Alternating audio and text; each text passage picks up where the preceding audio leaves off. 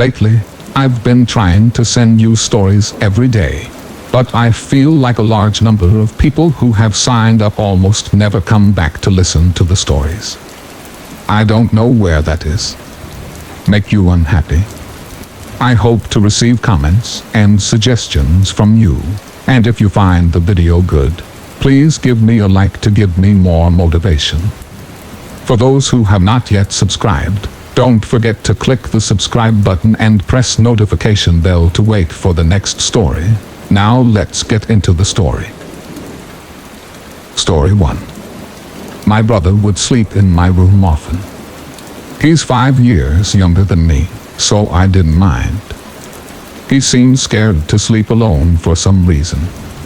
My parents chalked it up to nightmares and too many scary movies. Well, one night, he wanted to sleep in my room again. My parents saw this and told him he couldn't, and that if I let him, I would be in trouble too. Not wanting to catch hell from them, I told him I couldn't, and that I was sorry. He begged and pleaded with me, but I firmly declined. Eventually he sighed and gave up, going back to his room. I had shut and locked the door that night, to ensure that he didn't try to get in again. Sometime in the night, I had heard the doorknob rattling. I didn't say anything, but then listened as I heard the lock click, signaling the door had been unlocked. Now mind you, my brother and I aren't that bad at picking basic room locks. We have done it before in the past, and so I wasn't surprised when this happened.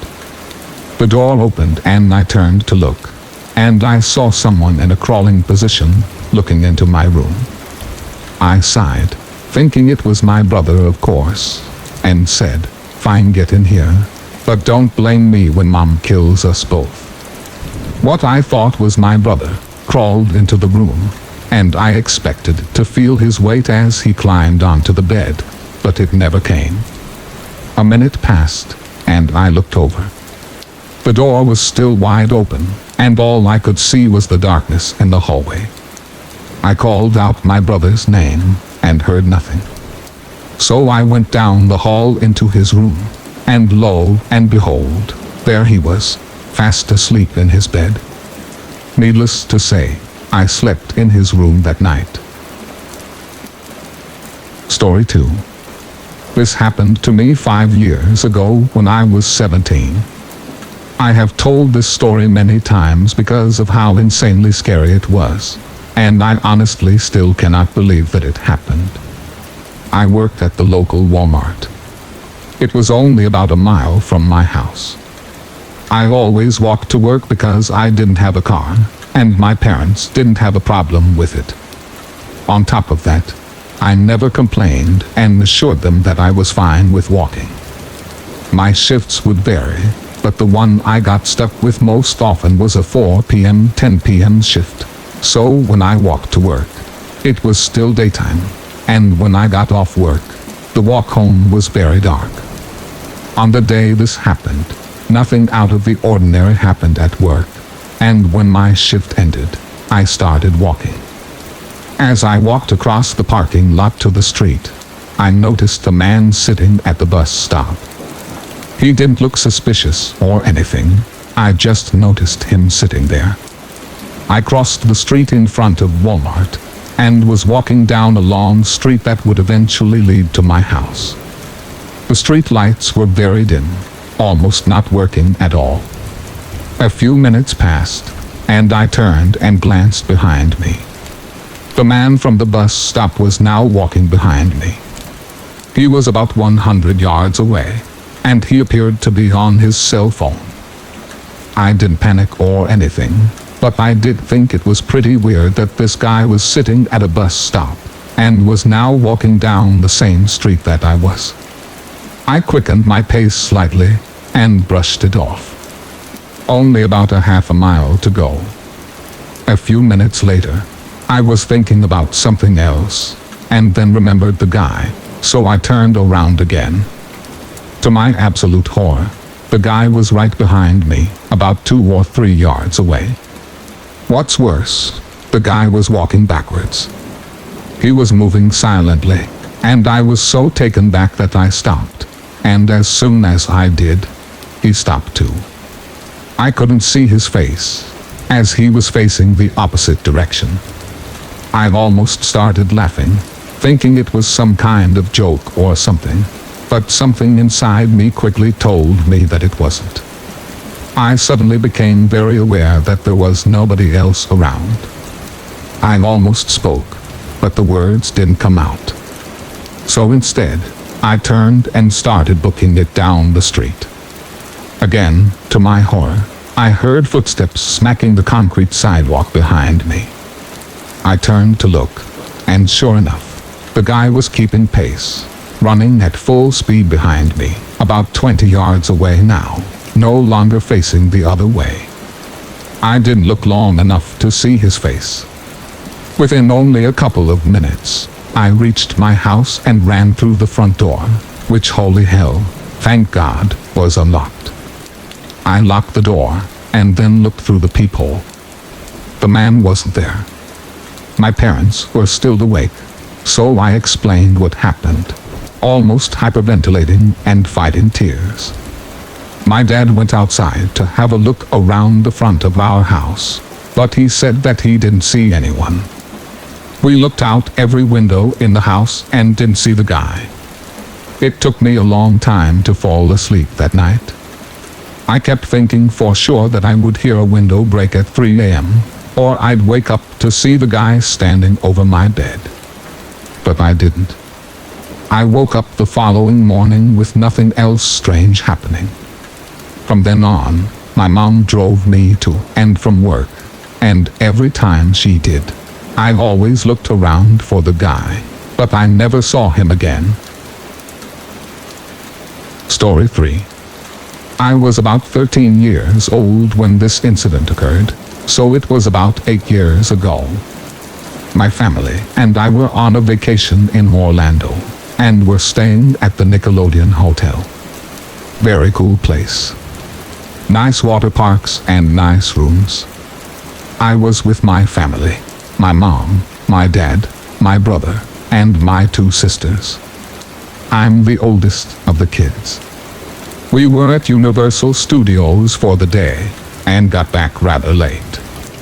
On the way to our room, my parents were carrying all the merchandise we bought, which was a lot, because they had 4 kids, so they kind of fell behind walking. Me and my 2 sisters, around ages 8 and 6 at the time, all got ahead of them together. My parents and my brother, about age 10, were behind us. The elevator was just around the corner. My sisters and I got to it first. The elevator opened just as we were walking around the corner. As we were walking around the corner, a man stepped off the elevator. I barely got a look at him, because as soon as he saw me and my sisters, he immediately got back on the elevator without missing a beat. I should have known that that was not a good sign, but unfortunately, I was a little slow back then, so it never occurred to me that this guy was trouble. Plus, my parents were not there to see the man, so they never stopped us from getting onto the elevator. My sisters were rushing to get on the elevator, because they were at the I want to press that button age. We all get on to see that man standing with his head facing the ground, both hands behind his back, and standing in the back of the elevator. He was very creepy looking. He had brown hair that reached the middle of his neck, and looked like he hadn't showered in weeks. He looked like he was in his late 40s or early 50s, because he had many wrinkles on his face and a creepy grin. He was wearing black jeans, a red, black, and white flannel, and a black turtleneck underneath. Keep in mind, we are in Florida, and this was a hot night, so it was weird that he was wearing all these layers. My youngest sister goes to press the 4th floor button, but all of the buttons were lit up already. I wish I could say that that was what made me realize we were in trouble, but it didn't click just yet that this guy pressed all of the buttons. I held the door open for my parents and brother, and then my mom looked at the guy. I will never forget the face she made. She had a huge smile on her face looking at my brother, but when she saw the man, that smile instantly dropped. I saw the look of terror in my mom's face. My dad even gave a strange look at the guy like he knew to watch out for him. That was the moment when I realized that this man was up to no good.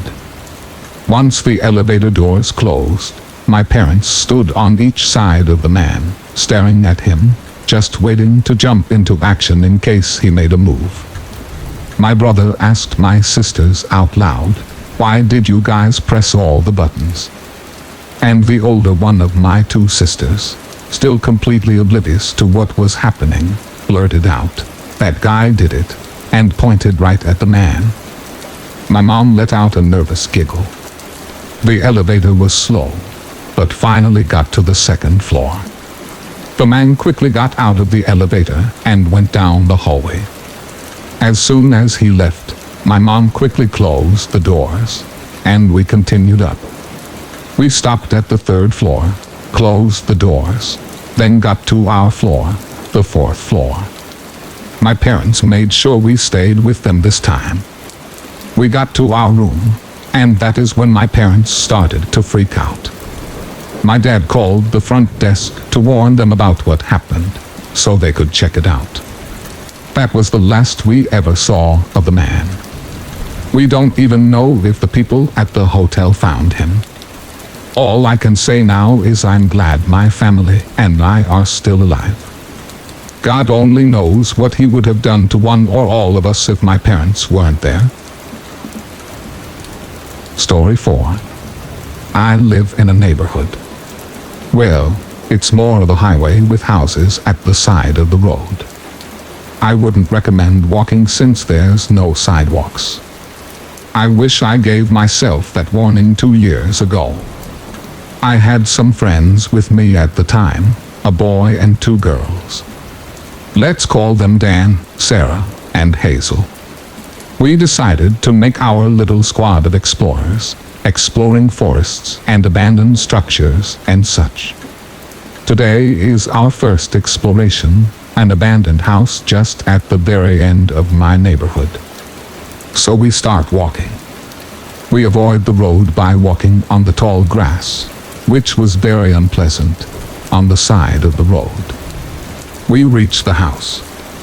I looked up the house a year after we did this and learned that it was built in the 1940s and was owned by a man who abandoned it after having to live in the nursing home. This was the 80s, though, and the house had been left alone since. We were outside for a little while, and then Dan said that we should go inside. I was excited, but Sarah was not very happy. She sat on the moldy wood staircase and had to process everything before she went in. I can't blame her. What if there were squatters inside about to ambush us? We decided to check out the well. It was a stone, round well, which looked kind of like the well in The Ring.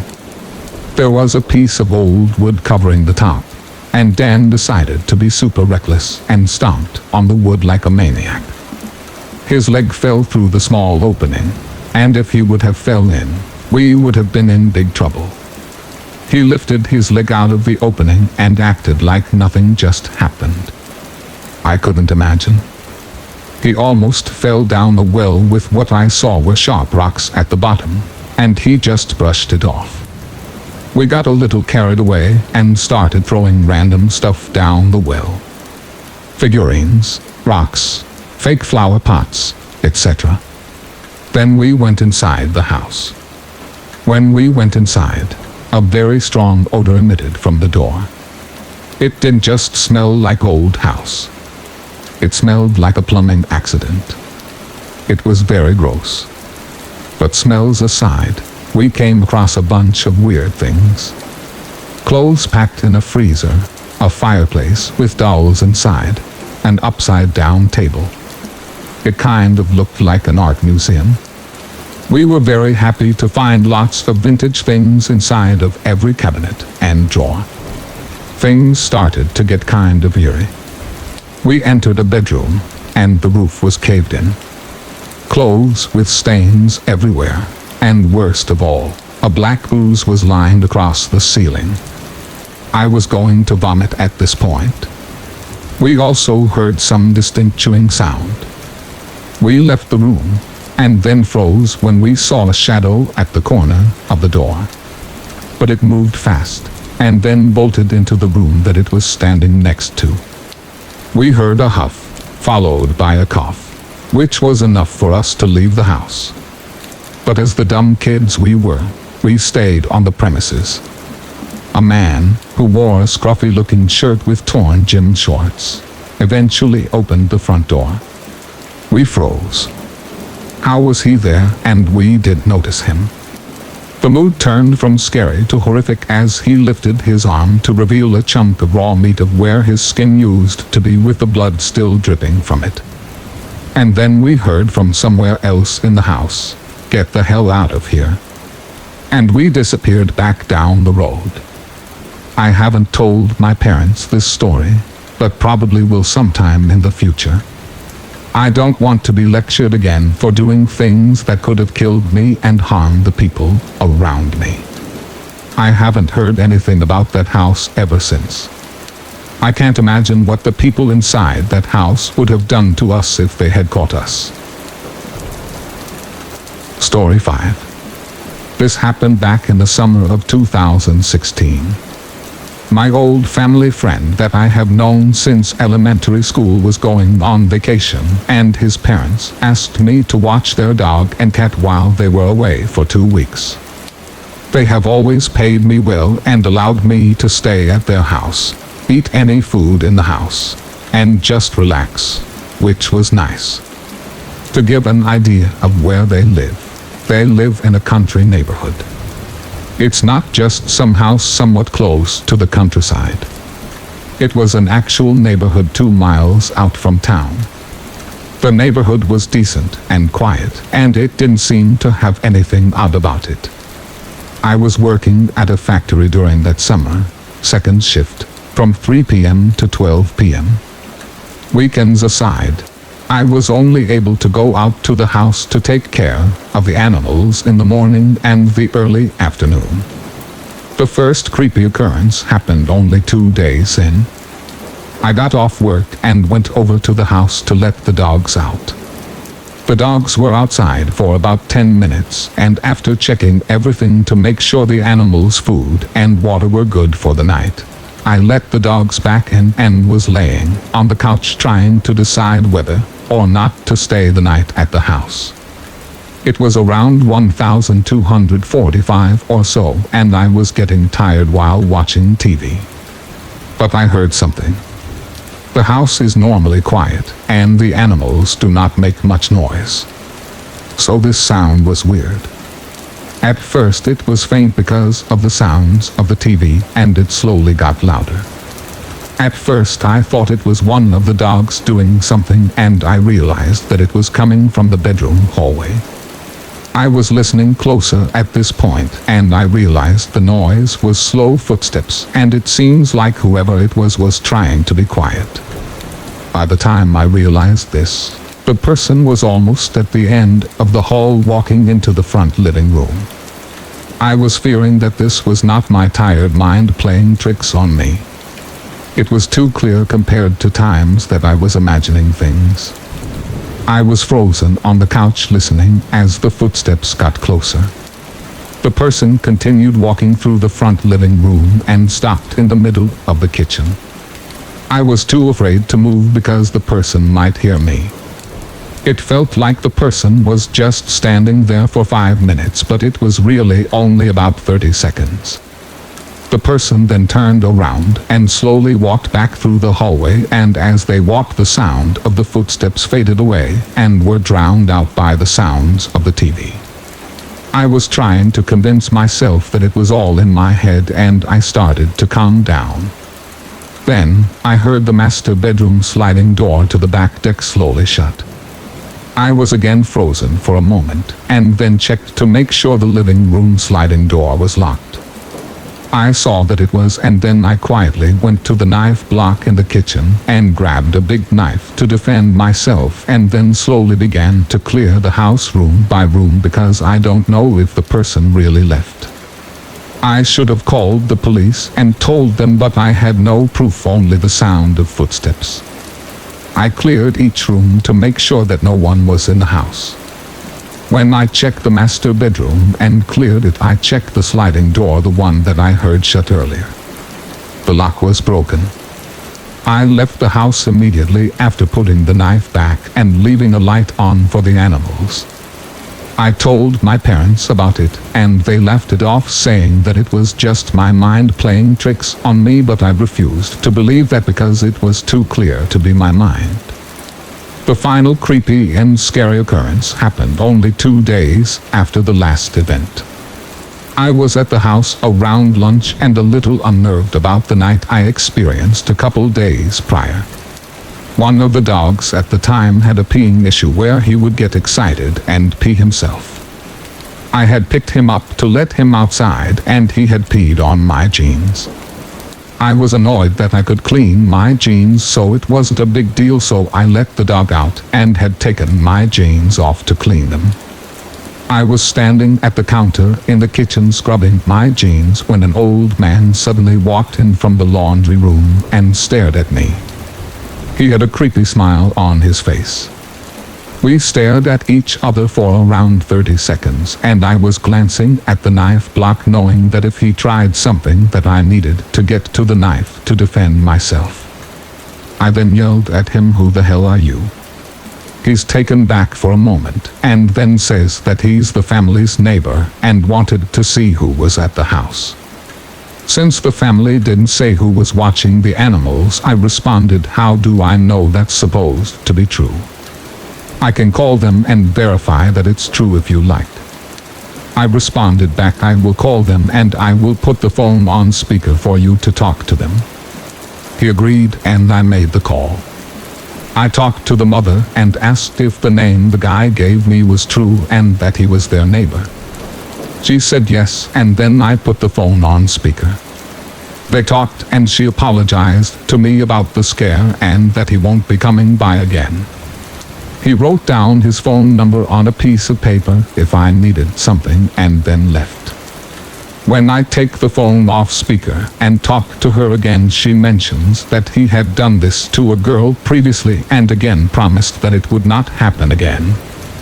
After getting off the phone with her, I was thinking about the event and the previous one. I can only guess that it was the old man that had walked through the house that night. Even though he may not have done anything or had any bad intentions, both of them were very creepy experiences. Story 6. At the time of this event, I was 18, living in a large house in a wealthy area of England. It was the Easter holidays, and my parents were away in France, leaving me at home to study for my upcoming exams. I had always enjoyed having the house to myself and was looking forward to being able to cook whatever I wanted, watch whatever movies I wanted, and study in peace. I had little reason to be fearful, as our house was big, modern, and separated from the local village by a very long driveway. I really enjoyed the week. I would eat instant noodles and revise during the day, going out with my friends, and then watch Netflix till late into the night.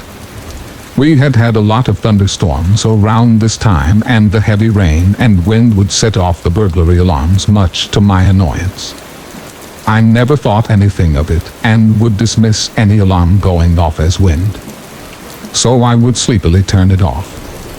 On Saturday afternoon, a sound startled me from my revision.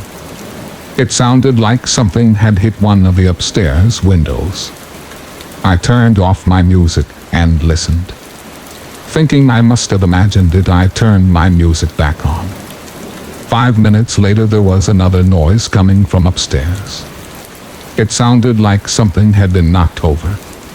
This time I jumped up, heart thumping and racking my head for a plausible explanation. But this time one wouldn't come.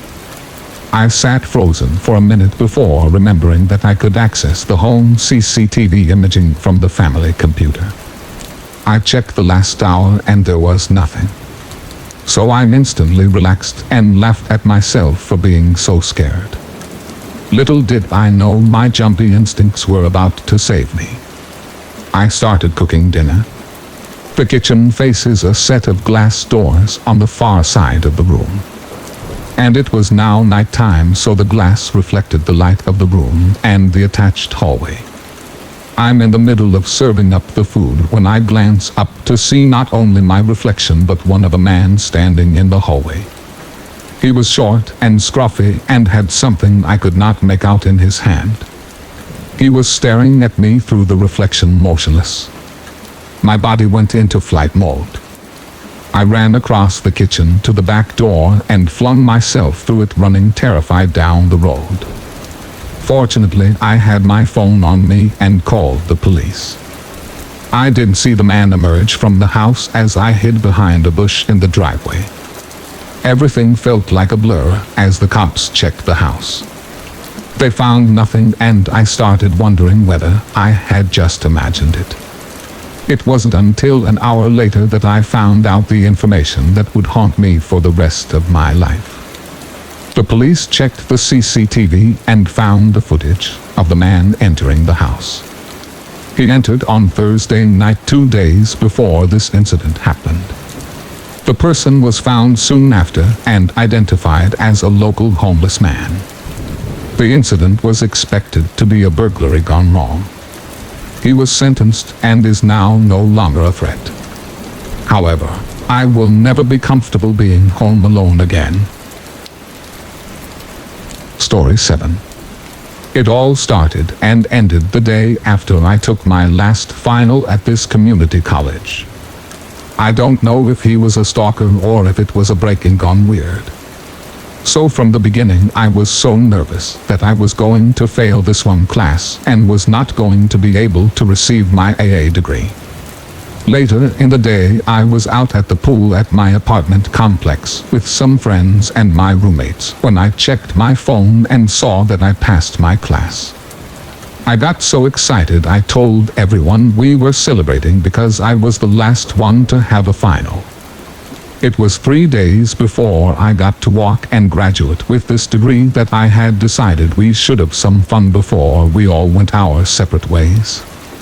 As it got later into the night, we decided not to go out and to stay in. We invited a couple more people over and went on with the night. Around 2 in the morning, people started to leave and head to bed, and the only people left were my 2 roommates, both of the people they were dating, and one other friend. We were still messing around, and because our apartment was on the first floor and next to the pool, we went to go night swimming. As soon as we were done with that, I was ready to just hang out and be inside for the rest of the night. My roommates and the other friend all left to go somewhere else for a while, which was fine, nothing out of the ordinary for me to be home alone. I got some food and went to my room to hang out until they got back. The way my room is set up in our apartment, it's all the way in the back, farthest away from the front door and the patio door. My room is behind the kitchen, and you'd have to go through the whole apartment to get there. Because our apartment was in the front of the complex and near the pool, it was near the front gate at the time. The gate was left open because it was broken. I have never had an issue with living this close up front until this night. My room was one big window, and you can easily see inside my bedroom when I don't have the blinds or curtains shut. I had a closet with mirror doors, which if you look in through the window you can see every part of my room in it. So while I was waiting for my friends to get back, I fell asleep. The last time I looked at the clock, it was 3:30 in the morning.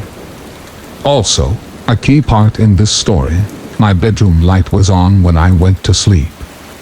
The next time I woke up, it was around 5:30 am. There were slow flashes going off like there was a strobe light on in the corner of my room. I woke up really confused and thought it was my friends coming back to mess with me. Once my eyes got more adjusted because the room was now dark, I realized in fact that it was not my friends messing with me but a man who was at least 6 foot tall wearing a green hoodie standing in the corner of my room by my closet holding a phone up taking pictures of me. I don't think he realized I had woken up, and when reality sunk in I said, "What the hell?" And instead of coming at me or running out of my room, the man put the phone down and walked out of my room, not saying anything and not in a panic at all. Just walked out. Me, being dumb, ran after him yelling, "Hey." I tried to follow him out, but once I got to the front door I didn't see him anywhere. I ran back inside and woke up all my roommates asking if they were messing with me. When they said no, I called the police. I looked around my room and saw the only thing missing was my laptop. The weirdest part about that was the fact that my laptop was in the farthest part of my room, and outside in the kitchen on the counter was 3 other laptops, 2 wallets, and a $300 speaker, but the only thing missing from the whole apartment was my laptop. Later on I found out that the front door and the patio door were never locked that night when everyone got back, and that the police couldn't find the guy or my laptop. What made things worse was that the SIM disk from my camera was in the laptop, so all my personal photos from that camera were now accessible to this guy. Some things I saw a couple days later while I was getting ready to move out freaked me out even more. Like I said earlier, if you looked in my window you could see my closet mirrors and see just about my whole room. One thing that was super noticeable was my tapestry. It was a very distinct and different kind of tapestry. It had 2 wolves howling up to a moon and is all black and white. One day when I was packing my car, it was getting dark and I happened to look up. I noticed in the apartment above mine, through the blinds on the wall, was the exact same tapestry as the one that was in my room. In the end, the guy was never found, and I never saw his face, which freaks me out to this day, and I hope I never come across him again. I never got my laptop back and never found my SIM disk to my camera. My best advice to anyone in a college town is, no matter what, always lock your doors and windows, because you never know who you could wake up to. Story 8. When I was 12, I attended summer camp to learn how to ride horses. We were going to be away from our parents for 4 or 5 nights. I was really excited because I always wanted to learn how to ride a horse due to my love for animals. But I was also nervous about being away from my family and around strangers for that long. Most of it was amazing and everything I dreamed of. However, the one night labeled Sleep Under the Stars is an experience that I don't think I will ever forget. That night we had to leave our bunks and go outside to sleep in tents. I hated tents, but everyone else was doing it, so I figured I would play along. There were a lot of activities that took place before bed. We are able to sit by a campfire, make s'mores, and tell stories. When it came time for bed, it was 4 of us to a tent, and I could already tell I wasn't going to get much sleep. I just couldn't get comfortable and was wishing it was morning. The other people in my tent seemed to pass out almost immediately, which left me to sit there and try to count sheep in the dark. There were a lot of tents in a small area due to the fact that everyone in the camp was sleeping outside for one night. I was starting to get a little drowsy when I hear what sounded like footsteps outside my tent. I was right near the mesh window of the tent because I tended to get hot and was hoping the cool breeze would help me sleep. The footsteps got louder, but I tried to ignore them, presuming it was a counselor or one of the camp leaders. But then I felt a presence right outside the tent. It was like someone was kneeling right outside the mesh window. I gathered the courage to look outside the window, and there was something outside. I didn't look long enough to see what it was, but something was there. It was silent at first, but then I heard whispering, just mumbling and whispering for minutes and minutes without a break. I couldn't really make out the words because it was so soft, but I could definitely hear something. I thought I could hear the words Savior, sacrifice, and wept. I felt like I heard the word wept a lot, but like I said, I couldn't really make it out. Every so often it would stop and I would peek my head out of my sleeping bag to check and see if someone was there, and the figure was always still there right outside the mesh window. On and off I could hear the whispering and mumbling all night. I tried several times to wake up someone else in my tent, but it didn't work. Eventually, during one of the moments of silence, I must have dozed off. As scared as I was, I have no clue how I was able to fall asleep even ever so briefly. I checked the window again and nothing was there, but about 5 minutes later I heard a loud shriek and a gust of wind. When I woke up the next morning, I asked everyone if they heard or experienced anything similar to what I did during the night. No one heard or saw anything other than me. I know I wasn't asleep and that I absolutely saw and heard things that night. I don't want to say it was human because nothing gave me that idea, but what type of person would have knelt by our tent and mumbled under their breath the entire night?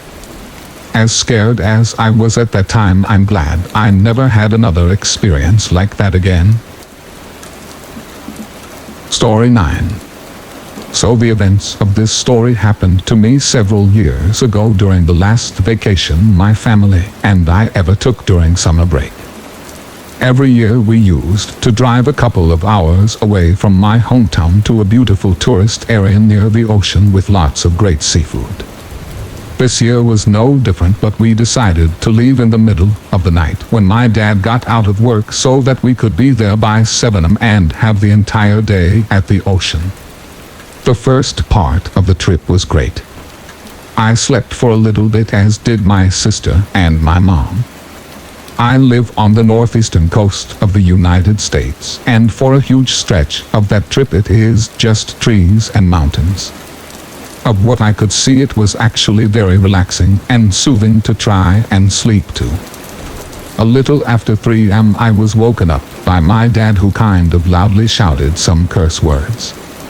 I asked him if everything was okay, and he said in an almost nervous voice, "Yeah, honey, go back to sleep." Without asking any other questions, I closed my eyes, and almost immediately after my eyes were open again because my dad swerved the car so erratically I thought my sister was going to go through the window. This is when things started to turn for the worst. My mom woke up and yelled at my dad, and that's when we found out what was happening. My dad had told us that there had been a Jeep of some kind behind us for about an hour. They were riding our tail, and every time my dad switched lanes they would as well. This was a time before cell phones were popular, so we couldn't just call the police. We decided to stop at the next rest area and call the authorities. We saw a sign that said rest area 2 miles. That seemed like forever away now that we knew that whoever this was really messing with us, and if they had truly been following us for an hour, then this was more than a joke and definitely somebody who intended to harm us. 2 miles came and we pulled into the 24-hour rest area. We pulled right into the front and the Jeep followed us. I have never been so scared in my entire life. My mom, sister, and I got out of the car to go inside and call the police while my dad tried to defend himself. I'll never forget what I saw. It was a navy blue Jeep and had 5 people inside. They all had white masks on that had different smiling artwork all over them. All 5 of the people got out of the Jeep and just stood there waving at my dad. One of the figures looked like it was holding something, but I honestly couldn't be sure. I still can't believe the luck of what happened next. A patrol car just happened to pull in and the masked people got back in the Jeep and drove away. We flagged down the cop and explained what had happened and gave him our statement. We ended up staying at the rest stop until dawn and continued with the rest of our trip. I wish I could explain the horror to you of seeing a car full of people with those masks on. Why the hell would they follow us for an entire hour just to scare the hell out of us? And what would have happened if that patrol car hadn't shown up when it did? Story 10. This happened between 1989 and 1990, and I was about 8 years old. To this day, I still get chills thinking about it, and I wonder if in some way unknown it changed me. My parents had a house in the Inland Empire of Southern California, and at the time my brother hadn't been born yet, so I was still an only child. To give you a layout, my parents' house was a 2-story located in a cul-de-sac. On the bottom floor there was 2 bedrooms, a bathroom, the living room, and the kitchen. The second floor was just a master bedroom and bath. All you could see from the street was the garage and one of the bedroom windows on the bottom floor and the window of my mom's bathroom on the second floor. To get to the front door, you had to walk along the cement pathway that ran along the side of the house. The backyard was beyond that point. My bedroom at the time was the bedroom next to the front door. My blinds weren't completely down to the bottom of the window. There was about a 6-inch gap with nothing covering it. I was pretty young, so I didn't really care much about it then. The bed was in the middle of the wall across from my bedroom door, and to the left was the window. According to my mom, this all happened right before midnight. My mother was asleep in her room upstairs, and my dad was a police officer that worked nights in another city. I was fast asleep in my room, and out of nowhere, I suddenly awoke, looking up at the ceiling. I don't know what woke me or if I just popped awake on my own. After my eyes adjusted to the night lights of my bedroom, I sat up and started looking around. All of a sudden, something caught my eye at the window in the gap. First, I thought it was the street light reflecting on the window, but I knew for a fact that there was only one street light, and what I was looking at was 2 obvious glowing spots that were spaced apart as if on someone's face. Then I thought, is that a cat looking at me? And yes, I vividly remember thinking these things, trying to debunk this at 8 years old. I had remembered then that my cat Chelsea's eyes would reflect at night, but this looked different. The cat's eyes would almost have different colors when reflecting. These were 2 very solid, bright white glowing eyes looking straight at me. I just stared at them frozen, trying to make sense of what I was looking at. I couldn't see a face at all.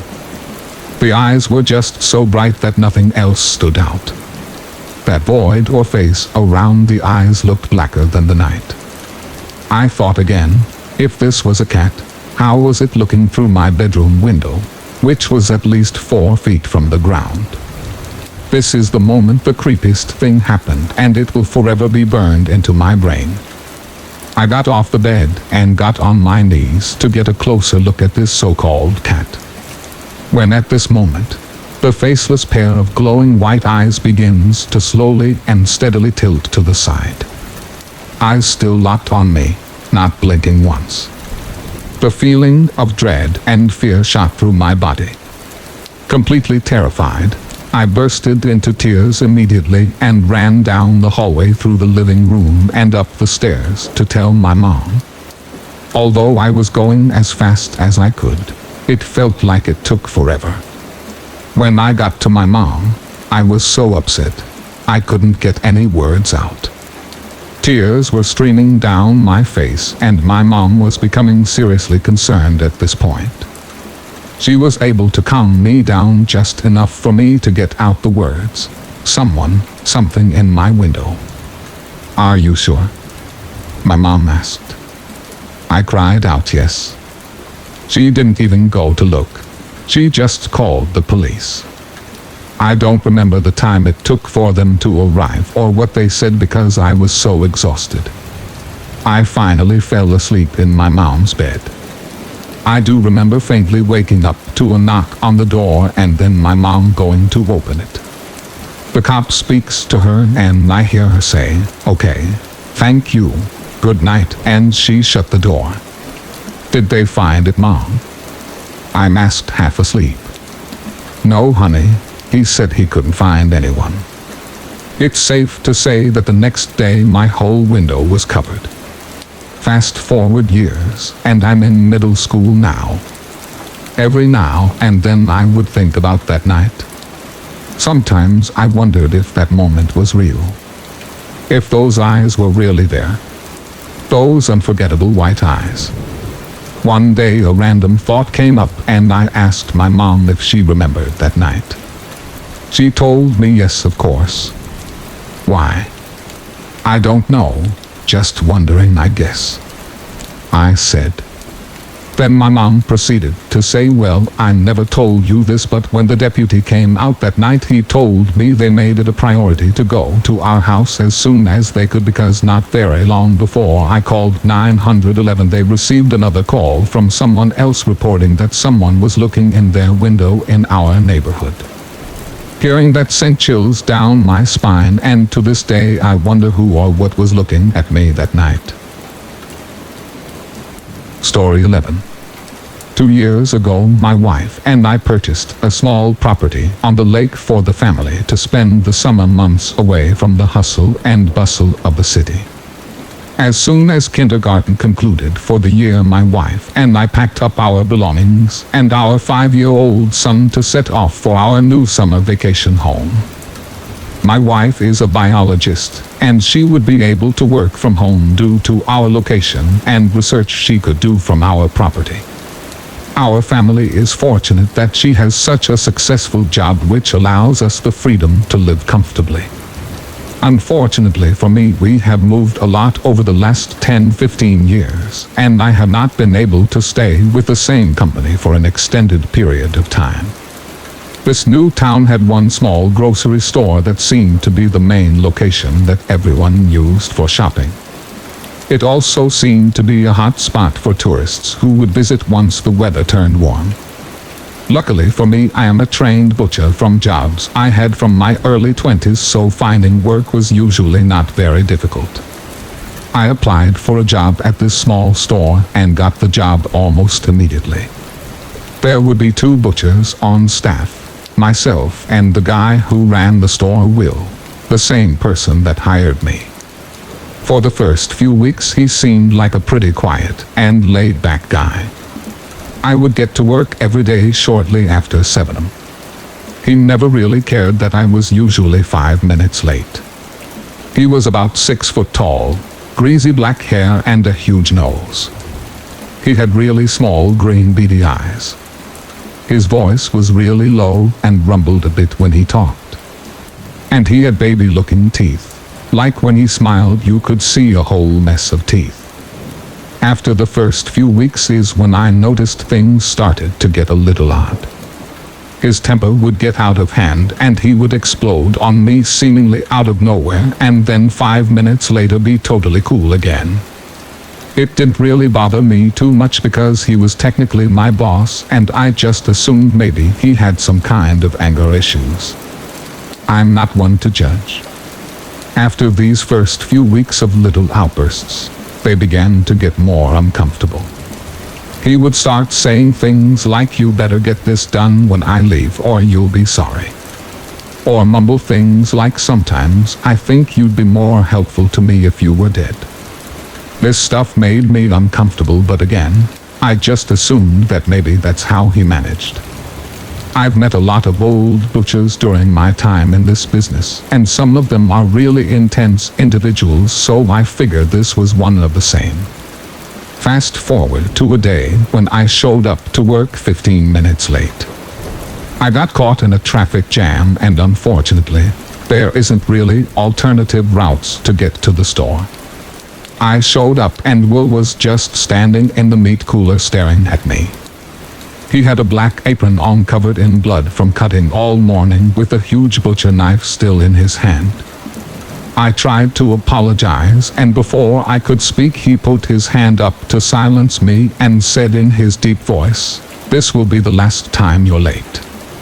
The last person to disrespect me, and he kind of paused for a moment, and looked down to the ground, and then finished by saying, "Never mind, just don't be late again."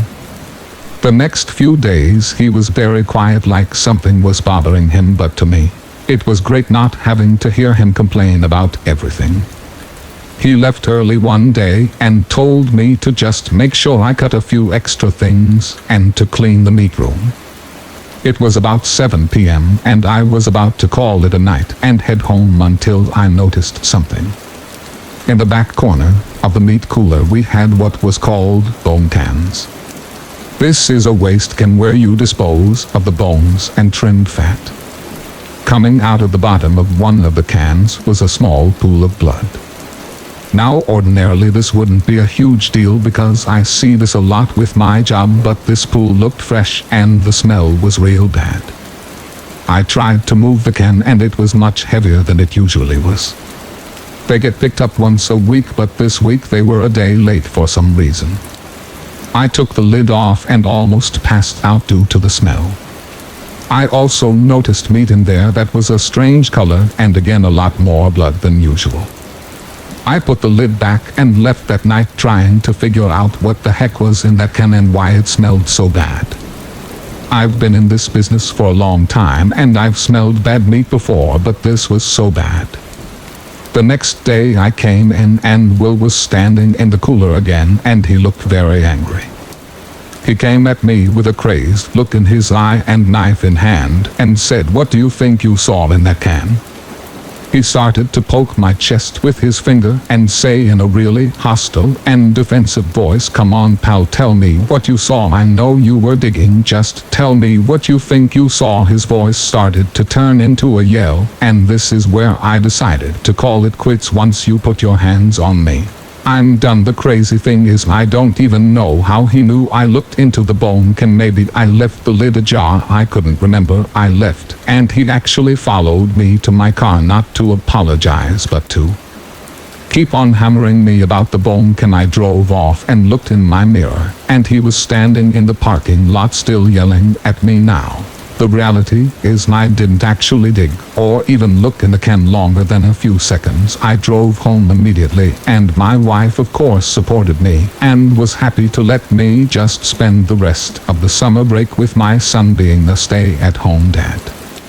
About a week after the incident where I quit, I was awoken in my recliner in my living room close to 4 or 5 a.m. in the morning. I was woken up by lights outside that had driven by the property. My wife was already gone for the day, and my son was sleeping. All the lights in the house were off, and I made my way to the window. There was a massive red pickup truck parked outside my house. Now, the scary part is there was nobody inside the truck, and even though I couldn't make out a lot of the details, the truck looked like the one that was always parked outside the grocery store, Will's truck. I went into my son's room and stayed there awake for the rest of the night. At about 7:30 a.m. I looked outside and the truck was gone. For the next few nights I saw that truck driving around the block but couldn't see the driver. I told my wife what I had been seeing, and she recommended that perhaps we go back to the house in the city, as her current project was almost done a few weeks after being back in the city. I needed to head back out to the lake to grab some of the items we forgot. When I got there, one of our windows was broken and things were tossed around like someone had been inside the property. I did report this to local authorities, mostly to document the damage that had been done to the property. I know I don't have any proof that will cause the damage or that my family was actually in danger. I just know something was off about that guy, and I think next year we are planning to sell that property and find something much further away from that area. Story 12. This story takes place during my high school years, when a couple of friends and I were coming home late from another friend's house. At the time I was around the age of 15. It was the weekend of a summer night, and we were having a party at our buddy's house, who we will call C. It was a small party consisting of me and my big brother C's girlfriend and my best friend, who we will call J. Most of the night was spent playing video games, card games, watching the Eric Andre show, and lots of drinking and Smoking, I was the only one of my friends who didn't smoke or drink as it approached around 2:30 am, and I decided it was time to make the trek back home. My brother stayed at C's as he was too drunk to walk back to Jay's, and he decided to sleep the night off. C lived about a 30-minute walk from Jay's house, and while on the same road it was quite the journey for a sleep-deprived 15-year-old whose belly was full of Arizona tea and gummy worms. For some background, we would often go to C's house on the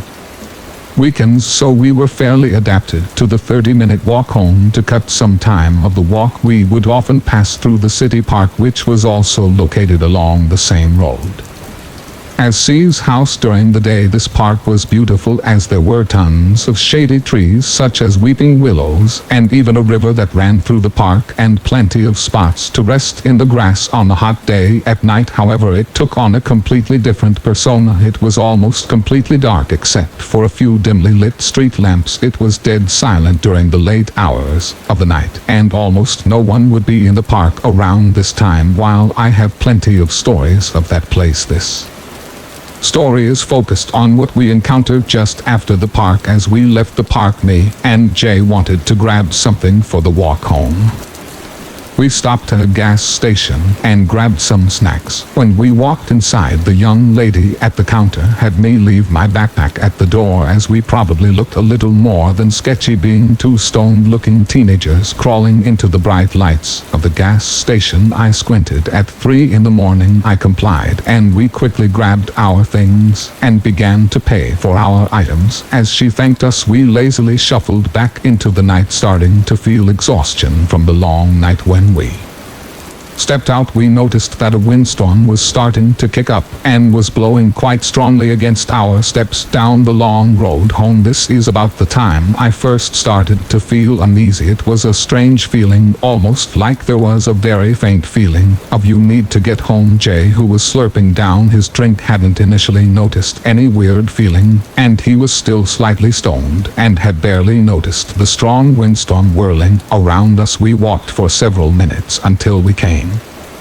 across that house. Along the sidewalk set far behind a massive front yard was a run-down and completely deserted house with all its windows smashed, and a yard so unkempt that the thick grass nearly hid the front door. I glanced at the house, now starting to feel more unease settle over me. The sidewalk in front of the house was jagged, uneven, and littered with garbage and weeds. The wind was still howling, causing the wooden shutters of the house to slam against the windowsill, causing a faint creak followed by a loud slam. Now I know what you're thinking. This sounds like a cliche haunted house with Hollywood broken shutters and all, but the thing about this house was just how out of place it was. On both sides of the street, up and down the road, it was all well-kept suburban homes and townhouses. All the houses were pretty close to each other, and their driveway sat right up against the main road, but this house was very far back into the yard, looking rather small compared to the massive vacant lawn that enclosed it. While it wasn't anywhere near as scary as some of the other things I've experienced, it was just one thing that made me even more on edge for what we were about to witness. Just a few short blocks ahead, we passed the house. Jane, now starting to sober up and feel discomforted by the wind and the long-last stretch that we had left. At this point, we were only about 10 minutes away from Jay's house. What we saw next was one of the most bizarre, unexplainable, and terrifying things that I've ever seen. What we saw was a very skinny man crossing the road in the distance, just far enough away where you couldn't make out much detail. He looked to be wearing some sort of women's sleeveless dress or blouse that revealed only his scrawny arms and head, covering his 2 legs. He was very tall, and it appeared almost as if he was hovering across the street. When we saw this, Jay and I were immediately freaked out, as we haven't seen any cars pass by at all or any people outside whatsoever since we left C's. We stopped in our tracks, and we just watched this man slowly hover from one side of the street to the other.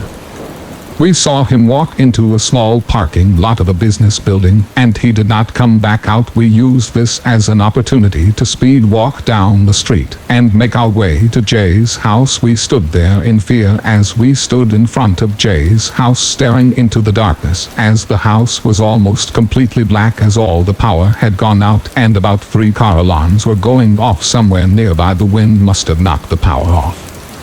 However, this was very terrifying, as after we encountered on the road just behind us, it was this moment that my gut dropped.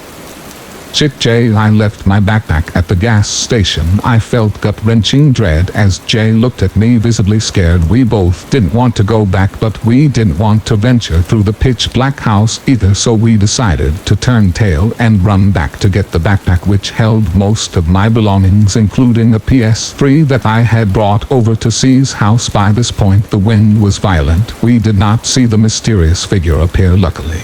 But it would not last. As we neared the gas station, we came across that damn house again. This time, I kid you not, the wind stopped as we passed the house. It was dead silent, just like that, and I could feel the same uneasy, dreadful feeling wash over me as we passed the house again. Something in my gut told me, do not look at the house, do not look at the house. Just as we almost passed it, my heart stopped as I heard the wind suddenly slam shut the front door of the house, and we started sprinting to the gas station. I ran inside, the lady at the counter unfazed by our panicked looks, and I told her I forgot my bag. By this time it is approaching 4 a.m. and we just wanted to get home. Jay asked if the lady could give us a ride home because we saw someone following us, but she said no.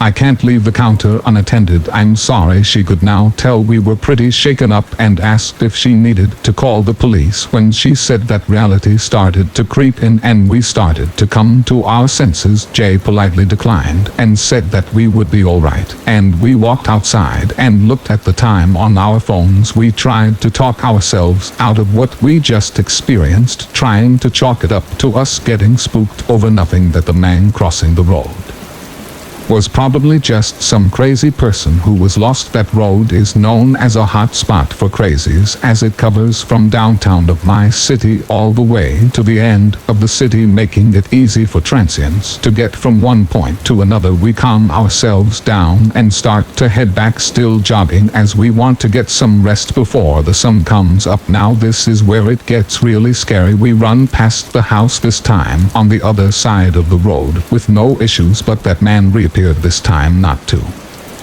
far behind us. He seems to be speed walking, coming directly at us in the middle of the road, but he almost makes no movement, and you can only see his dress moving with the wind. We start to run and the man follows, but it seems he disappears for a few blocks and then reappears behind us again. We finally make it to the house and the power is still out, but we full-on sprint through the front door as the man is now right behind us. Being too scared to look behind me, I hear his footsteps scrape on the ground. It sounded like he was wearing sandals. I grab a quick glance over my shoulder as we run through the door, and I see he is no longer pursuing us.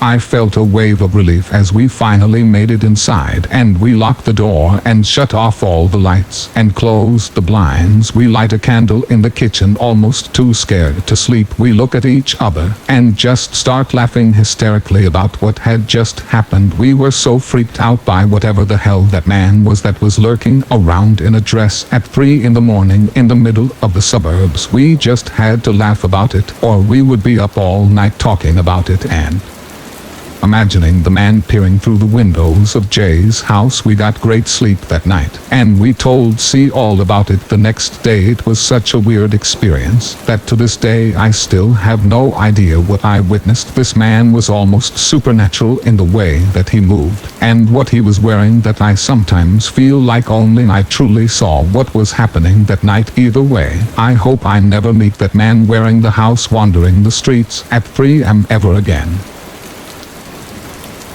Story 13.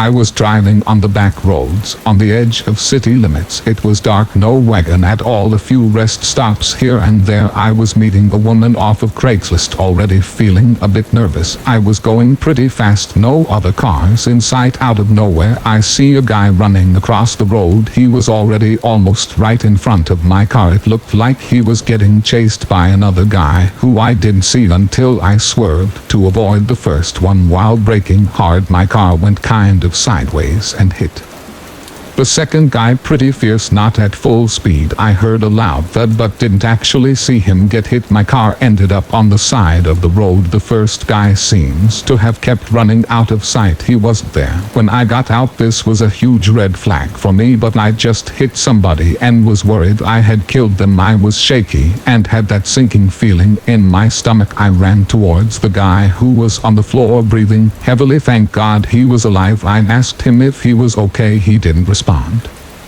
He just kept breathing really hard. Then I took out my phone to call 911. As I was typing the number, that's when I just heard him say, "No.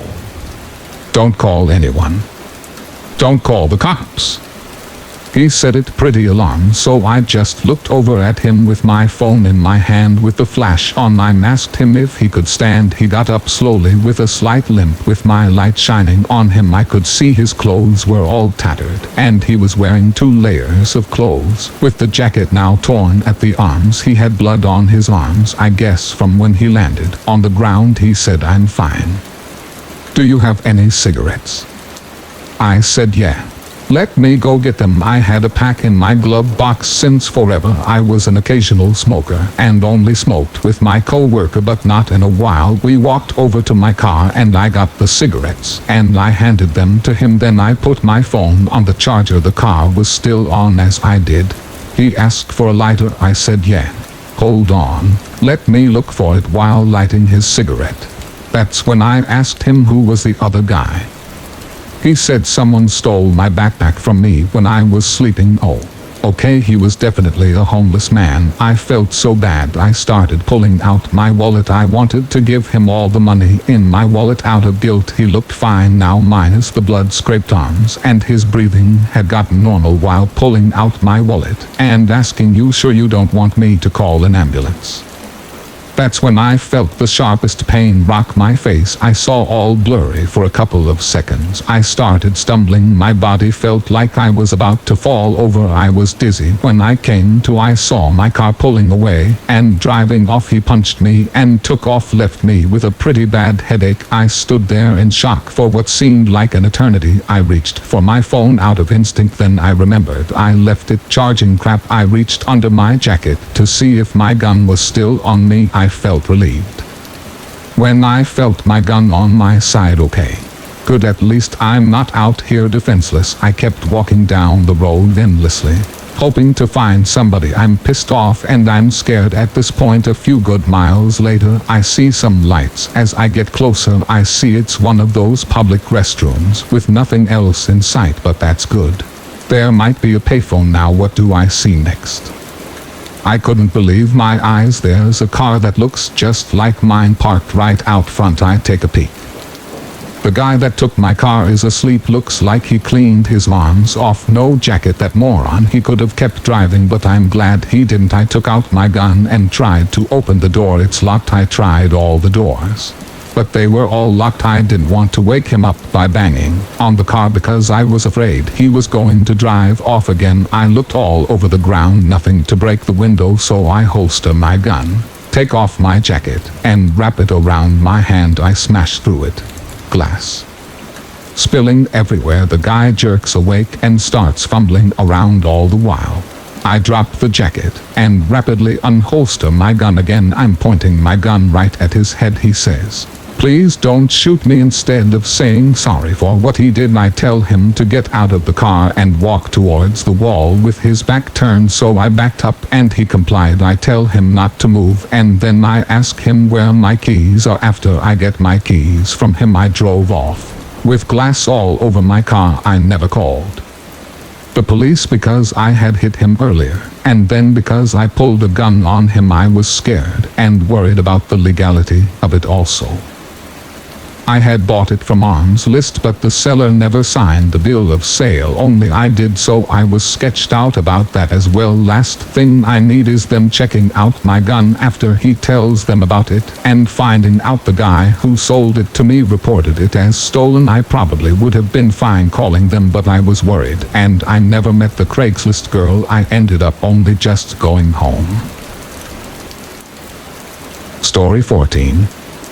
I'm a college-aged female and used to work at a unique Irish pub. Despite me living in a college townish area, this pub's primary clientele is men and women 40 and over. Seeing another young person is rare. The pub is owned by 3 older men who only ever come in to get free drinks for them and all their old friends, while treating the staff like dogs but expecting us to have their every order memorized to a T. This was one of those nights. I had the closing serving shift on a Friday night, which meant if my sections were clear and everything was cleaned, I would clock out at 11 p.m. It had been a painfully slow night. Hadn't had a table in over 2 hours. Finished all my cleaning set up for tomorrow's day shift since there was nothing else to do, and nearing clock out time around 10:55 I was tired and just wanted to go home. Talk with the other bartenders, as you do when in walks one of the owners with 30 of his best friends. They came in with no warning and crowded my entire section of tables. The bartender even tried to hide behind me so the owner wouldn't ask him to stay, because he always demands a server even if his butt never sits at the table, and 50-50 shot you're getting the 20% tip off him. Unfortunately, he did not spot me, looked me in the eye and asked, "So are there any servers still out that can help us?" I cut my losses, figuring I'd at least make a little bit of a tip off the rest of the group if I played nice. You can believe I cocktailed the heck out of that party. No one's beer was ever empty. If I saw them a little green, I would ensure they found a ride out, handing out waters when I could tell things were out of hand. Food was in and out light speed. Everyone had a great time. It turned into an okay night, as the group would slip me cash here and there as a thank you. The night was finally rolling to an end when 3 of the men called me over. I walked over with a big smile despite being utterly exhausted, sweating like a pig. Around 2 a.m. I don't get too bothered by creepy old men talk, especially from constantly working in a place like that and normally shrugging it off, but I do not put up with bullcrap from people no matter who they are, and will stand up for myself if needed. This was actually a funny conversation I had that turned creepy. Old guy number 3 was a 78-year-old man who I had served a minimum of 5 beers and 2 shots to. Guy number 1 says, "So forgive us if this is a little crass of a question, but it's been a funny debate all night, and we need a final woman's opinion, beard or no beard." I say, "Oh well, of course a beard. I gotta say, I love my fiance's beard." Guy number 2 says, "But doesn't it feel weird when you kiss him? Tickle your lips or scratch leftover food?" I say, "Not as much as you think. It can be a little scratchy when it's a certain length, but you tend not to notice it after a while. But he does keep his clean. Do you want me to grab you a wipey since you seem to need the help?" We were all laughing. Guy number 2 says, "You know I may take you up on that one, so if he cut his beard would you be upset or what?" I said, "Nope. That's entirely up to him. If anything, it just takes some getting used to, but every girl's different and may prefer different." Old guy number 3 says, as he starts petting my hair lightly, "So you like the beard, huh? The whiskers turn you on?" I say, "Yeah, I wouldn't go that far, but to each her own," he says, as he puts his arm around my waist and pulls me against his chest, leaning down into my ear. Before I could protest, "I bet those whiskers feel real good between those nice legs of yours too, huh? I bet your fiancé can't compete." And then he wiggles his eyebrows at me too. At that point I was so shocked and ripped myself out of his arms pretty forcefully. No one had ever said something like that to me before. He was surprised that I was pissed, but tried to laugh it off and tried hushing and talking over me when the other 2 men, clearly confused, asked what he said to me. I've dealt with creepy flirting and stalking, but nothing so blatant as that. Instead, I straight up told the other 2 what he said they looked absolutely disgusted with him, then walked straight to the bartender and head chef to tell them what happened. They of course were super mad at this guy, older brother types to all the waitresses, and would help us out in a heartbeat, but by the time they walked out the owner had collected the creep for a big group photo before they all left. I will say I did get revenge since I worked the next morning. A large group of elder women came in that turned out to be the wives of the men from the previous night. When they realized I was one of the servers who served their husbands, they asked for all the details. I feel horrible for the poor man's wife, but you could see the rage burning her eyes when she heard what her husband said. Story 15. I'm turning 22 at the end of the month, and this event happened almost a decade ago, yet I still remember it so clearly. I still think on it often and bring it up to my family. As uncomfortable as it makes us, it reminds us on how dangerous the world really is. As a little backstory, growing up I'd always had extremely fair skin, blonde hair, and light eyes, the kind of thing that specific creeps unfortunately go for. When I was just around the bend of becoming a teenager, my older sister, who's 8 years older than me, was in the military and had been gone for quite some time now. However, she was finally coming back home to good old USA soil a few states away at a base in Kentucky. My parents and I were excited and planned to leave for the weekend so we could finally go and see her for the first time in years. It would only be a few days, but we were happy regardless. We ended up seeing her, of course, and had a few days to be able to go out to meet, open her accumulated Christmas presents, and go to a nearby mall in proximity to the hotel that we had been at. I've never seen someone so happy to just wear normal civilian clothes right from the get-go. Our last night together felt odd as we walked this mall, just one of those creepy vibes you get from an unfamiliar area. It wasn't too long until closing, and at this time frame malls close at around 10 p.m. I'm sure you know what happens at malls. You go in and you look at everything. The four of us came across the last store we would be stopping at for the night before leaving. We walked in and it's not particularly a store we'd go into. Expensive streetwear clothing like the pesky 12-year-old I was. I go back and forth pestering my mom and dad, walking around the store as my sister looks around as well. Suddenly my sister walks over to my mom as I'm near my dad and whispers something to her. A man with the most defined black mustache I remember had been tailing us and doing the typical retail routine. "Hi, is there anything I can help you with? Can I help you find something?" But he's being too persistent and only asking my dad these things. The man didn't speak broken English, but his accent was incredibly thick. Perhaps Indian or Turkish. We think my sister and mother walked out of the store and keep eyeing back at my dad. The "alright, let's go now" look. Now me being 12 feeling even worse vibes. I don't understand why my mom and sister are wanting to leave so bad, but I start to catch up to them regardless. As my dad starts noticing us leaving, he begins to walk out as well, but the man stops him as I'm still in earshot. I find out at this point that the man has been staring at me almost the whole time. With my aloofness to the situation, he looks away from me and to my dad and asks, "So how much for the little one?" My dad, visibly confused, chuckles uncomfortably, thinking it's some kind of weird, tasteless, bad joke. My mother and sister don't hear this and are still waiting for my dad and myself to catch up several feet away. "What?"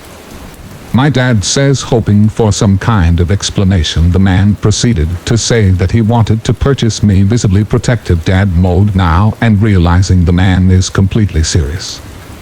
"We don't do that here." His rising tone was palpable. He starts to hurry me away to my mom and my sister, and we start leaving as he tells them just what happened the whole drive back to the hotel. My sister is just constantly getting more and more upset, saying if she had known she would have killed him, and honestly I'm not sure that there's really anything we could have done, but regardless, the entire situation was beyond uncomfortable, especially now that I realize the implications of what was going on. Needless to say, we never stepped foot in that store again. Story 16.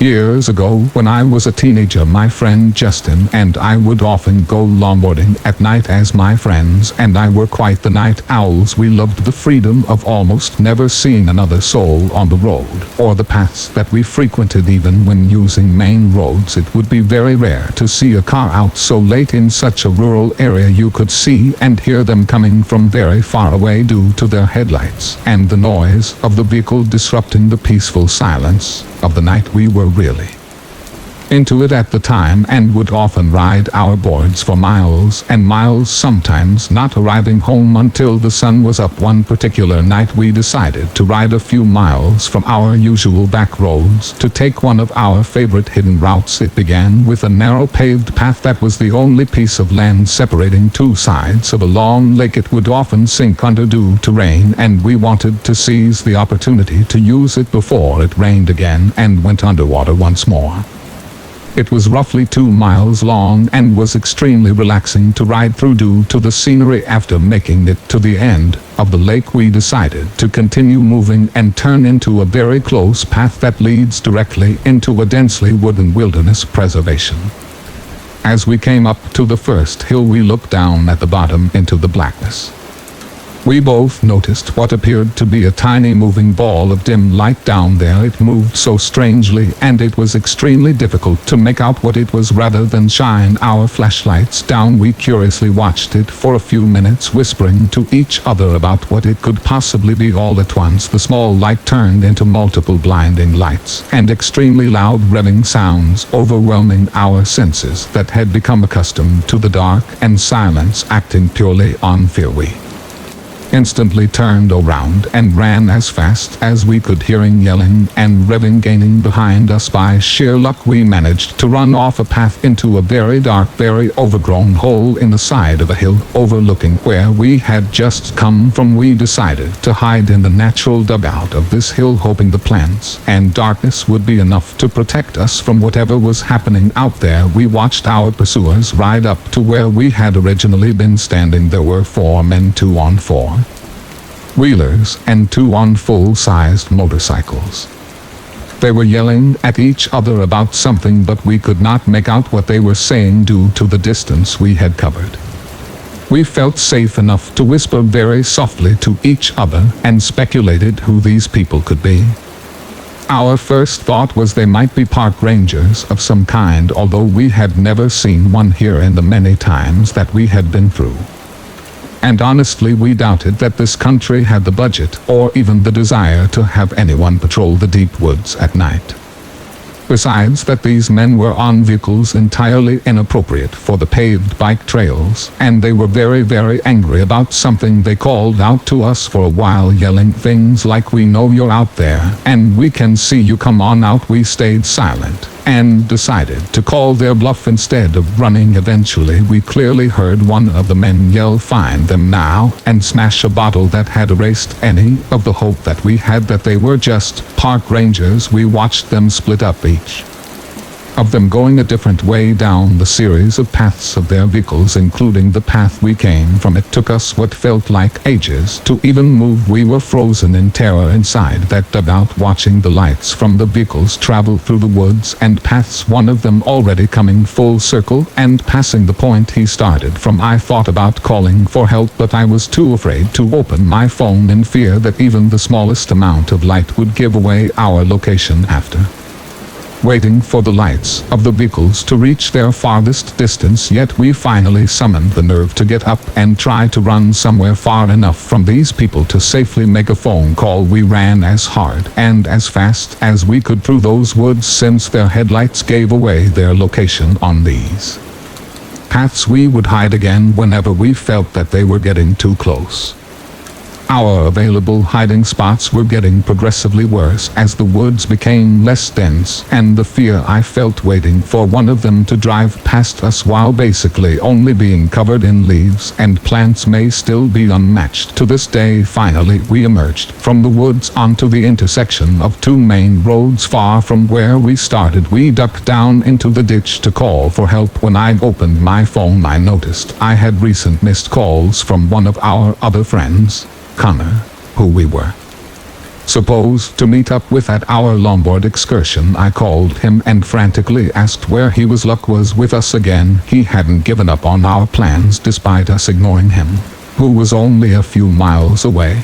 Already heading in our direction, I gave him the names of the 2 streets we were on near the corner and explained that we just needed to be picked up right away.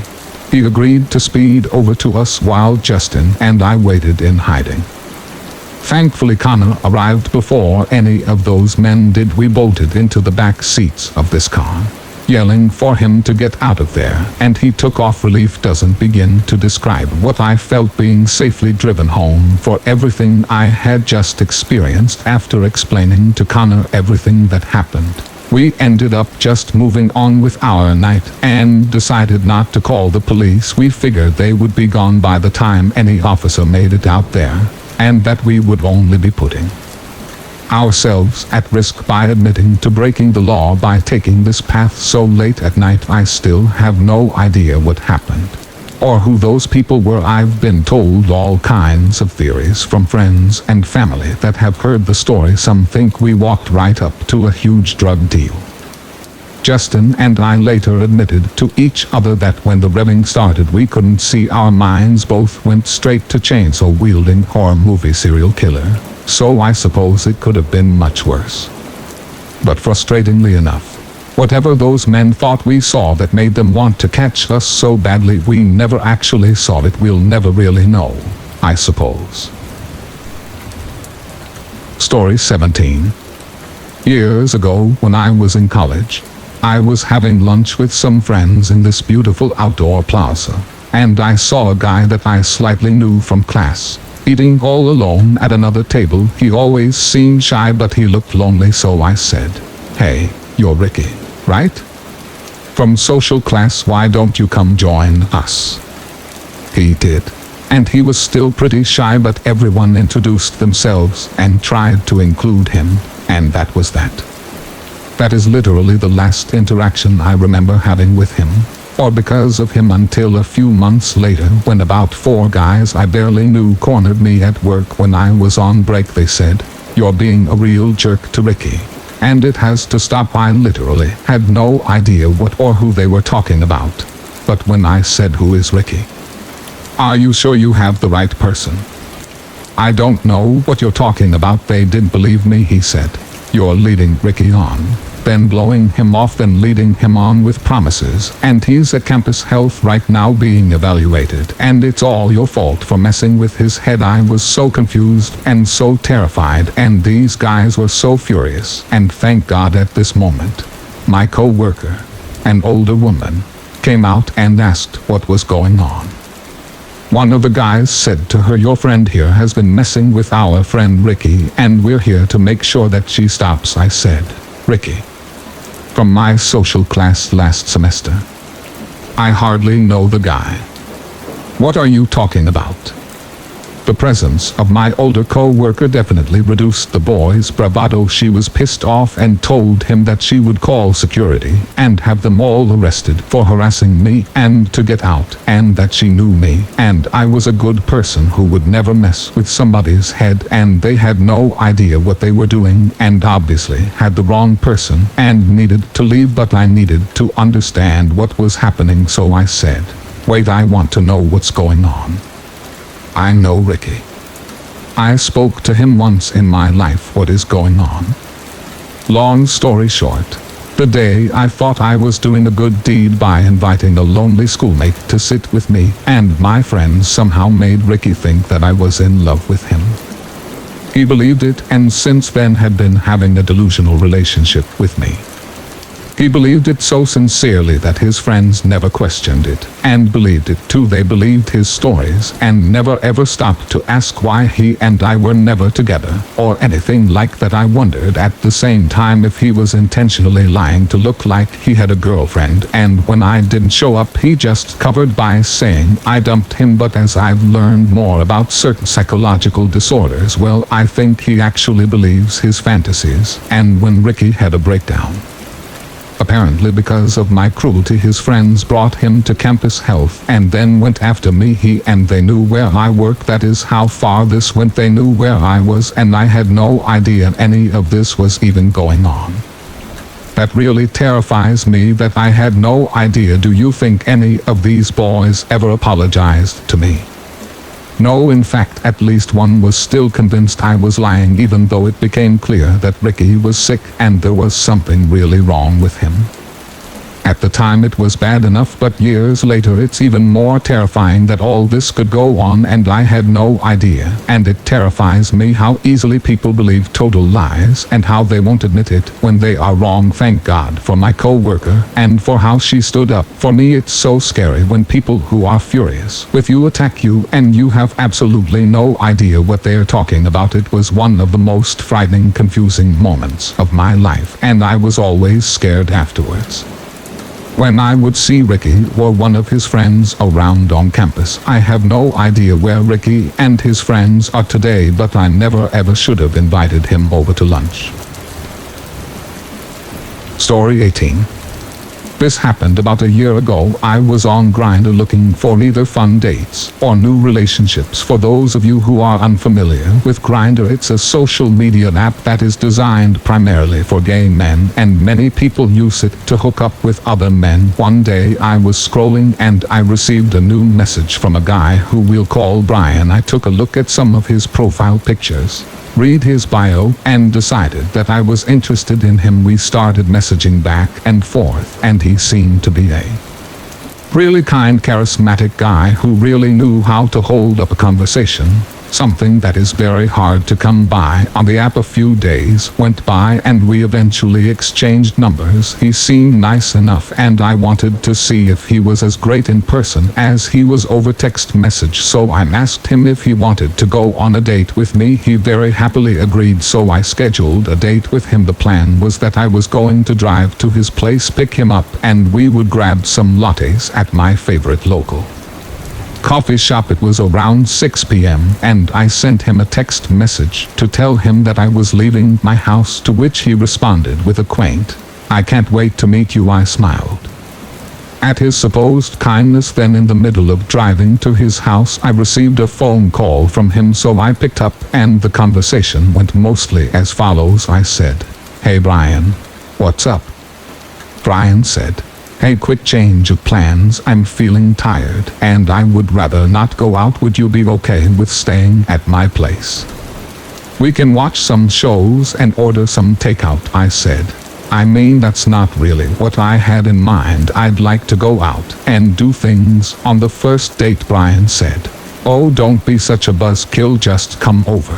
I won't show you a bad time." As he spoke on the phone, I got a really strange feeling in my gut, like something was wrong about how he talked to me before I met him. I imagined his voice and inflections to sound a lot more light-hearted because the way we texted was very whimsical and fun, but over the phone he talked as if he was in a hurry, perhaps slightly frantic. However, despite my gut feeling, I decided that I would accept his offer. Maybe he was just tired or stressed from the work day. I pulled into his driveway and he greeted me at the door. It looked like his picture and he was very handsome. He was wearing fashionable glasses and his dark hair, straight hair, contrasted with his light skin. When we go inside, I was greeted by one of his roommates who was playing Dark Souls in the living room. I wanted to be polite, so I approached the roommate and introduced myself. I didn't want to come off as rude to Brian in case this date ended up going really well. While I'm talking with his roommate, Brian calls my name and beckons me to walk inside his bedroom. I politely excused myself and followed Brian into his room. When I walk inside, I saw something straight out of a horror movie, only this was real, and right in front of me there were candles lit all around, and when I got a closer look I noticed that there were several altars scattered across the room, ancient-looking figures, animal bones, jars with unidentifiable liquids inside, some sort of dagger next to a cat's skull. The whole shebang. I don't remember all the altars, but I do remember a couple. One of them was on the floor, and there was a glass container that held some kind of yellow liquid with animal skulls surrounding the container. Another altar was on a shelf next to his bed, and this one had a few candles surrounding some kind of doll with its eyes sewn shut and its hands missing. Now that one was creepy and bizarre. A part of me was telling me to nope the F out of there immediately, but I thought that maybe I was overreacting to someone's religious choices. I didn't know much about cult religions, so I didn't want to assume that this guy had any kind of male intent. Plus, I can be a little reactive at times, so I decided to stay and go along with the ride. When we walked into his room, I wanted to calm my nerves, and because I have a really curious mind, I decided to ask about what these altars were for. He told me that he would tell me about them later. A weird response, but again I brushed it off my shoulders, thinking that he might just be a bit eccentric. I can be a little weird too, so I try to be empathetic and understanding.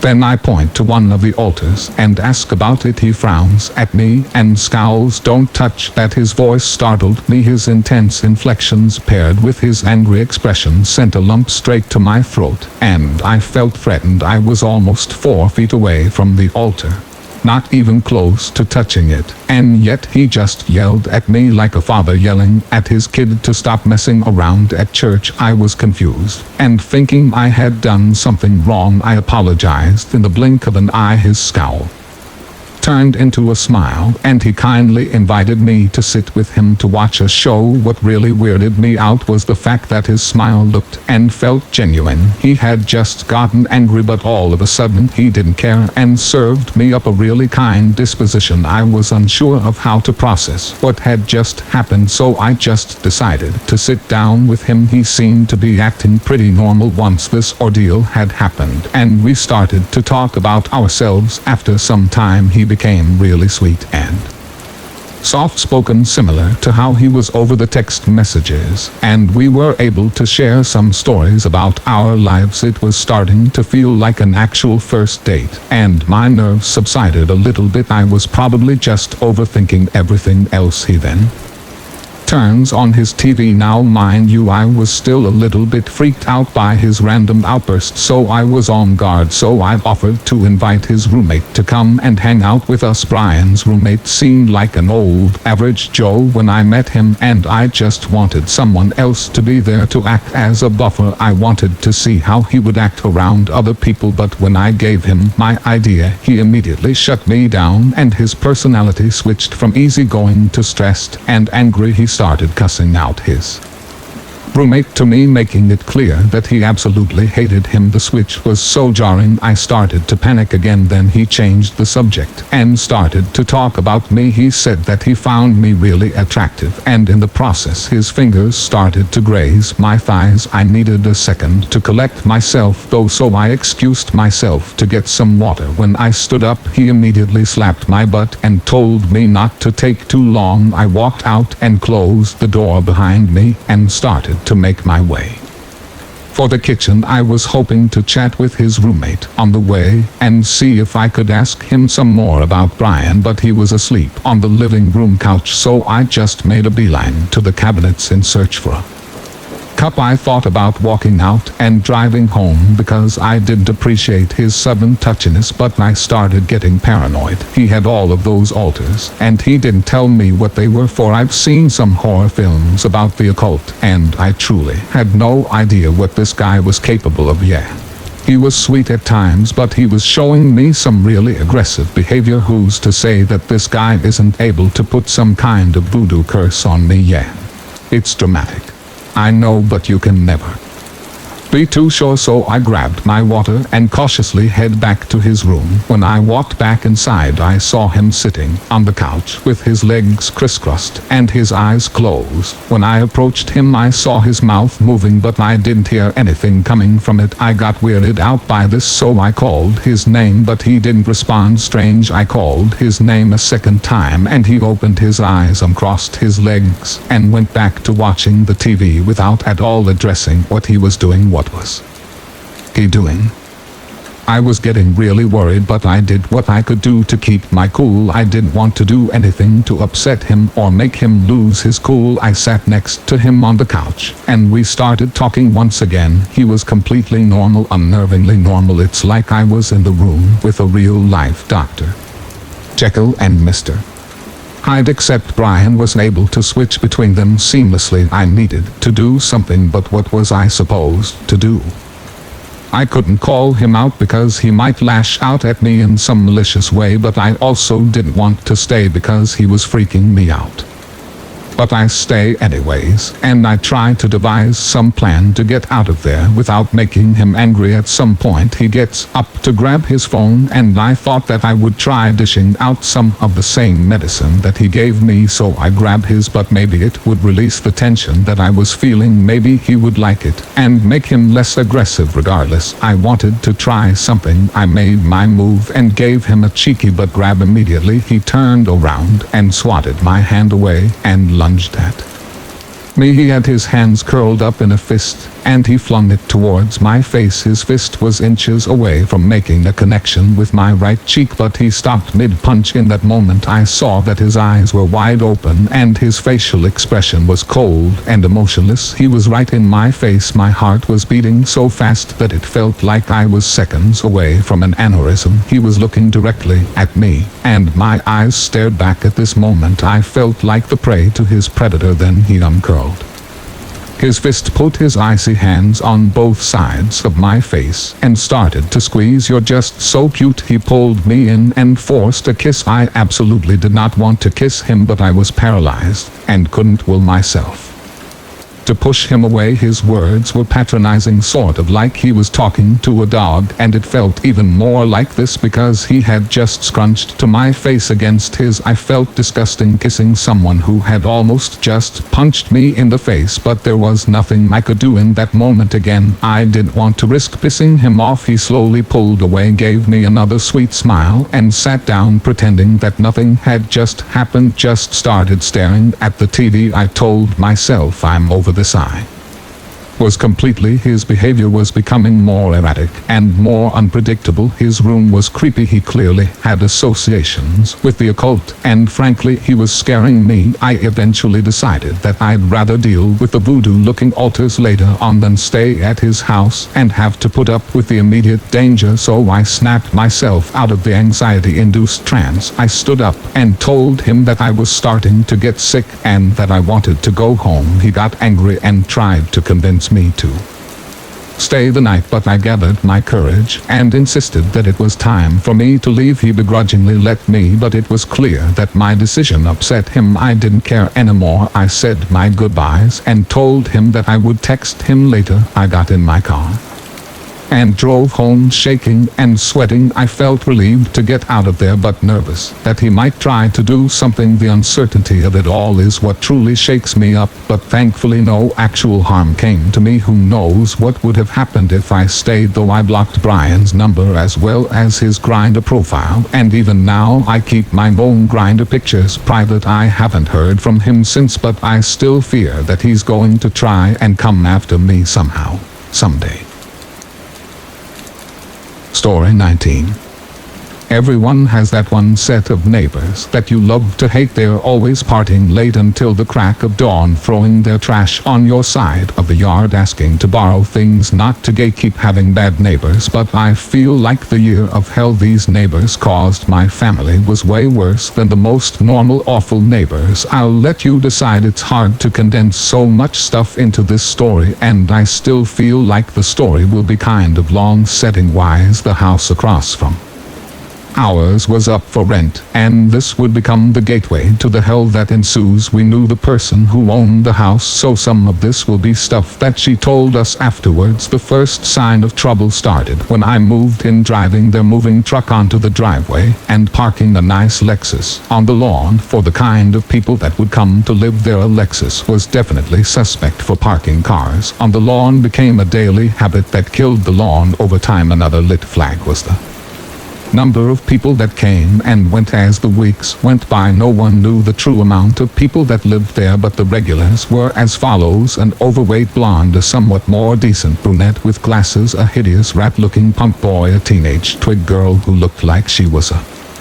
prostitute in her spare time, and two small toddlers, a boy and a girl. This new addition to the neighborhood quickly claimed their spot as the loudest people in the neighborhood, with seemingly endless parties and arguments that would last for hours at a time. They had the foulest mouths you could ever imagine, and even the youngest child could be heard saying words that no younger person should ever be exposed to. Though the days were nice, we couldn't open our windows unless we wished to hear the vulgar music that was blasted through an open garage door as one of the teens worked on a dented shell of a car every evening. The real selling point was the small toddlers would be left outside in the front yard to fend for themselves for hours on end. These people were clearly living on welfare and other such government programs, and the most annoying thing they did come the first full month they were there was to ask for things. The brunette lady was more often than not the one who showed up at our door, often with a child on her hip, one in tow behind her. The requests weren't anything weird at first: sugar,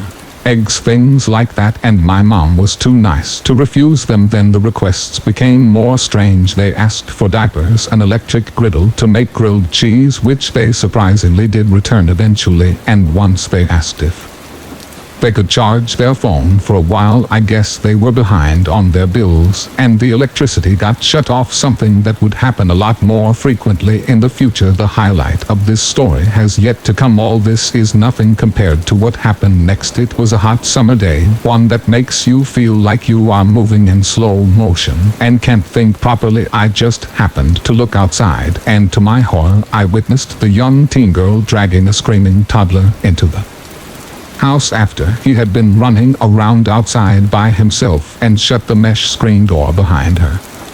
I could still make out the figure of the girl, who began to kick the child and call him all sorts of bad words. I quickly called my mom, who stomped outside to tell her to stop or she would call the police. The girl called her nosy and shut the door just as my mom finished calling Child Protective Services. The blonde lady, her gangly teen son, and the violent teenage girl were pounding at our door, thirsting for blood. My mother slowly drew up the blinds and eased the window opener crack, stating that she would not open the door. The nasty woman then proceeds to yell at my mother for not staying out of other people's business, and that she should just F off. This went on for almost half an hour before my mom had enough. My mother calmly explained that as long as she had to witness such cruel acts and foul mouths, she wasn't going to stay out of their business, and that if they don't get off of her property, she would call the police. She shut the window and closed the blinds despite all their curses.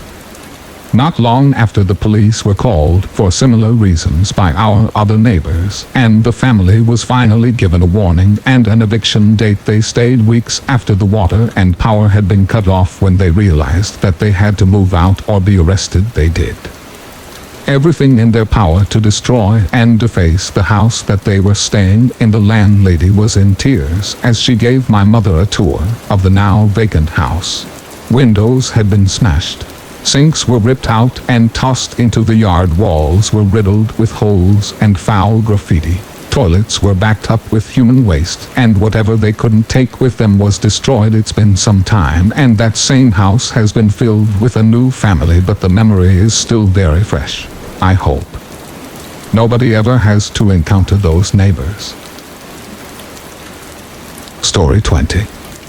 When I was about 13 or 14, this new guy called Jack came to my school. Now it had a fairly large body of students, and it was situated in a heavily populated neighborhood, so no one really made a big deal out of new people, but he was quite shy and looked out of place, so I thought it would be nice if I introduced myself to him just to show him around and make him less uncomfortable. Oh boy, was I in for a ride. Jack was very tall and had a rather large frame for his age. At first he didn't come off as creepy just a little bit on the awkward side, but then again that's not really out of the ordinary for hormone-ridden preteens, so no flags were raised. I don't really remember what we used to talk about at first, but he would always be around. He would make sure to say hi to me, and specifically me, as in he would say my name even if I was with a group of friends he had talked to before. Looking back, I'm pretty sure he might have liked me, but I was never really into guys, so I didn't notice it at all.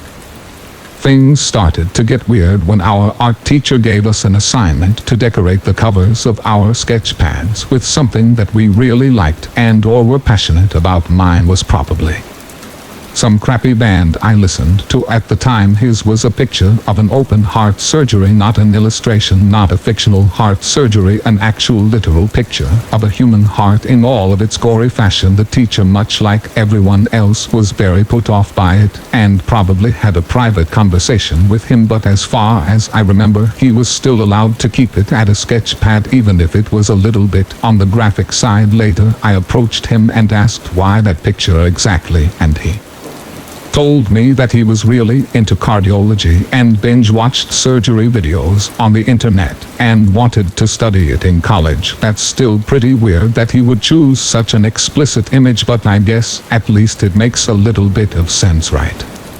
Wrong. In the subsequent weeks, he would go on and on about how he's working a part-time internship at a hospital downtown because his grandma works there. Apparently she was a nurse and pulled some strings to get him into the medical world. Since he liked it so much, he even went as far as to wear scrubs to school one day. Obviously it wasn't true. No one in their right mind would let a 13-year-old work at a hospital. That just wouldn't happen. He seemed to believe it though, or at least he believed that. He wanted me to believe it. I really don't know what was going on in his mind. At some point he asked me if I wanted to see some tools that they used at the hospital, to which I said sure, why not?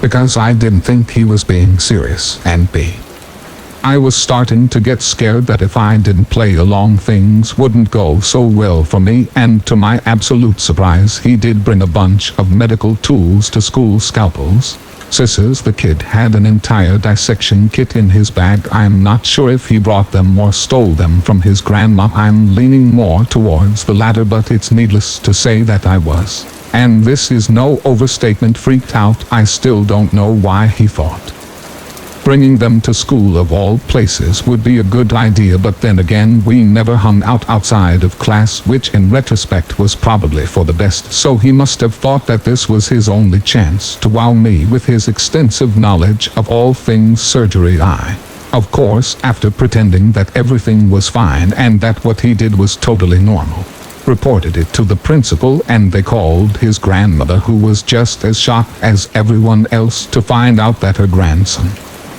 had did this. I don't know what went down, but as far as I remember he got off without consequences, and also this happened nearing the end of the school year, and after that I moved to a different place for unrelated reasons, so I did really think about checking. Thankfully he didn't try to hurt me or anyone else, and I think he just genuinely thought it was acceptable to bring a bunch of potential weapons to school. But I can't help but wonder what could have happened if I got on his bad side or didn't pretend to go along with his fantasy world. He was notoriously volatile, and I guess I was just lucky he liked me. I'm pretty sure he was mentally ill. I know that he was at least depressed, because so was I, and we briefly talked about it back then, but now I think that he was clearly delusional. This was almost a decade ago, so people avoided talking about mental illness like the plague, and the school probably didn't investigate it any further or pointed his family in a good direction, which to be quite frank really sucks. So yeah, creepy kid from middle school, I genuinely hope you're doing better, but I'll never forget our interactions, and not in a good way. Story 21. A few days ago, I'm walking downtown in the mid-afternoon when I become aware of a presence walking behind me. It's a busy city and a crowded street, so I don't think much of it, but this man stands right behind me for a few blocks. I can hear his breathing behind me becoming ragged, and of course he's breathing heavily, and it gets heavier as he follows me. I don't want to turn around or make eye contact, but I can sense him following me. Then I hear him say it, "Honey, if you don't slow down, I'll never catch up to you." I get terrified. I feel my blood run cold, and I whip around to confront him. He's big, at least a foot taller than me, and I can see on his chest one of those sticky paper ID tags. It's from a mental hospital. A mental patient has been following me for blocks, and now was trying to get me to slow down. I turn away and immediately cross the street, not looking back, but he appeared to stop following me at that point. I'm just still terrified by the incident. That's how the story would be told if I were the woman, but I'm not. I'm the guy, and this is the story about how I accidentally became somebody else's let's not meet story. I have been out of the office for over a week due to a nasty bronchitis virus that utterly wiped me out, and my girlfriend, my poor loving girlfriend who nursed me back to health, has now been stuck at home sick, and this was my first day back at work. I feel bad for her. I decide to try and do something nice for her. She's an avid player of an Elder Scrolls Online, you see, which just released a new expansion, and that expansion allowed for a new class, and she had put off getting the expansion in order to focus on picking up the slack for my illness. So I decide I'm going to go get it for her. I decide on my lunch break to go to the nearest GameStop and get her the digital code. So on my lunch, I head out. Now here's the thing, the local GameStop and my office are on opposite sides of a very large hill. Remember, also I've been sick all week with bronchitis. Now I get to the GameStop, buy the digital code, and text her a picture of it along with a message very jokingly telling her that she needs to wait till I get home to play it because I'll never catch up otherwise. Then I start heading back to the office, and I start walking back up the hill, and this is where the heat and the humidity and the fact that I'm walking uphill after once again having bronchitis starts to take its toll, and I begin to, I'm quite sure, very audibly breathe heavily. I also just so happen to be walking the exact same path of a woman who has ended up walking right in front of me, and I've now been walking behind for a couple of blocks. Two important things about me. First, I'm a tech nerd, so I have the smartwatch, the Bluetooth earbud, the whole 9 yards. Second, I'm a big guy and the 6'2", 240 pounds college athlete who still works out a lot and can probably beat you up sort of way. I'm a scary looking guy, and I'm a gosh dang teddy bear who posts pictures of his cat on Reddit and wouldn't hurt a soul, but I am fully aware that in the wrong context, let's say you're a 5-foot woman and you think I'm following you, it could be freaking terrifying. So what's the tech nerd relevance here? Smartwatch, Bluetooth. My girlfriend calls me, and I tap on my watch to pick up the call without taking the phone out of my pocket, which syncs directly to my Bluetooth earbuds. My girlfriend hears that audible chime on her end, and knowing I've picked up, launches into how she couldn't wait and is already playing without me, and that's when I, quite jokingly, as I'm glad she's feeling up to it, tell her, "Honey, if you don't slow down, I'll never catch up." And the woman ahead of me freaks out and whips around, and I immediately realize, oh my god, she thinks I'm talking to her because I'm not holding a phone, and I've been following her for the last 2 blocks audibly wheezing. And then I realize something else. Remember how I said that it was my first day back to work? I still was 100%, and I had left my work ID at home, and I work in a very secure government building, the kind of building that doesn't just let you into it even if all the security guards know your face because you've been there for 10 years now. No ID.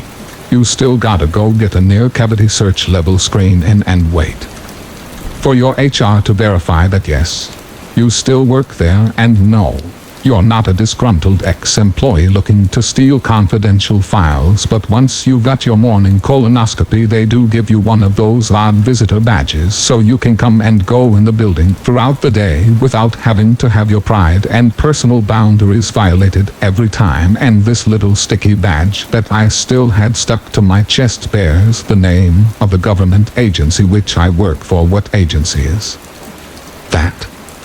The Department of Mental Health, because I, despite looking like someone who may have some point in his life had a nickname like Moose, which has on occasion I think led some to initially get the impression that I might be a tad slow on the uptake. I'm legally the regional legal director and deputy chief counsel for the state office and health of human services. Her eyes move to the badge. She stays motionless for a moment, then turns and quickly hustles down a side street. It was at that moment I say to my girlfriend, I think some lady just thought I was trying to kidnap her, so here's to you, downtown lady, who I'm pretty sure thought I was some heavy-breathing pervert mental patient instead of a government bureaucrat who was just trying to do something nice for his girlfriend on his lunch break while vastly overestimating his own physical well-being. Let's not mate again because I'm afraid your heart won't take it. Also, I'm sorry.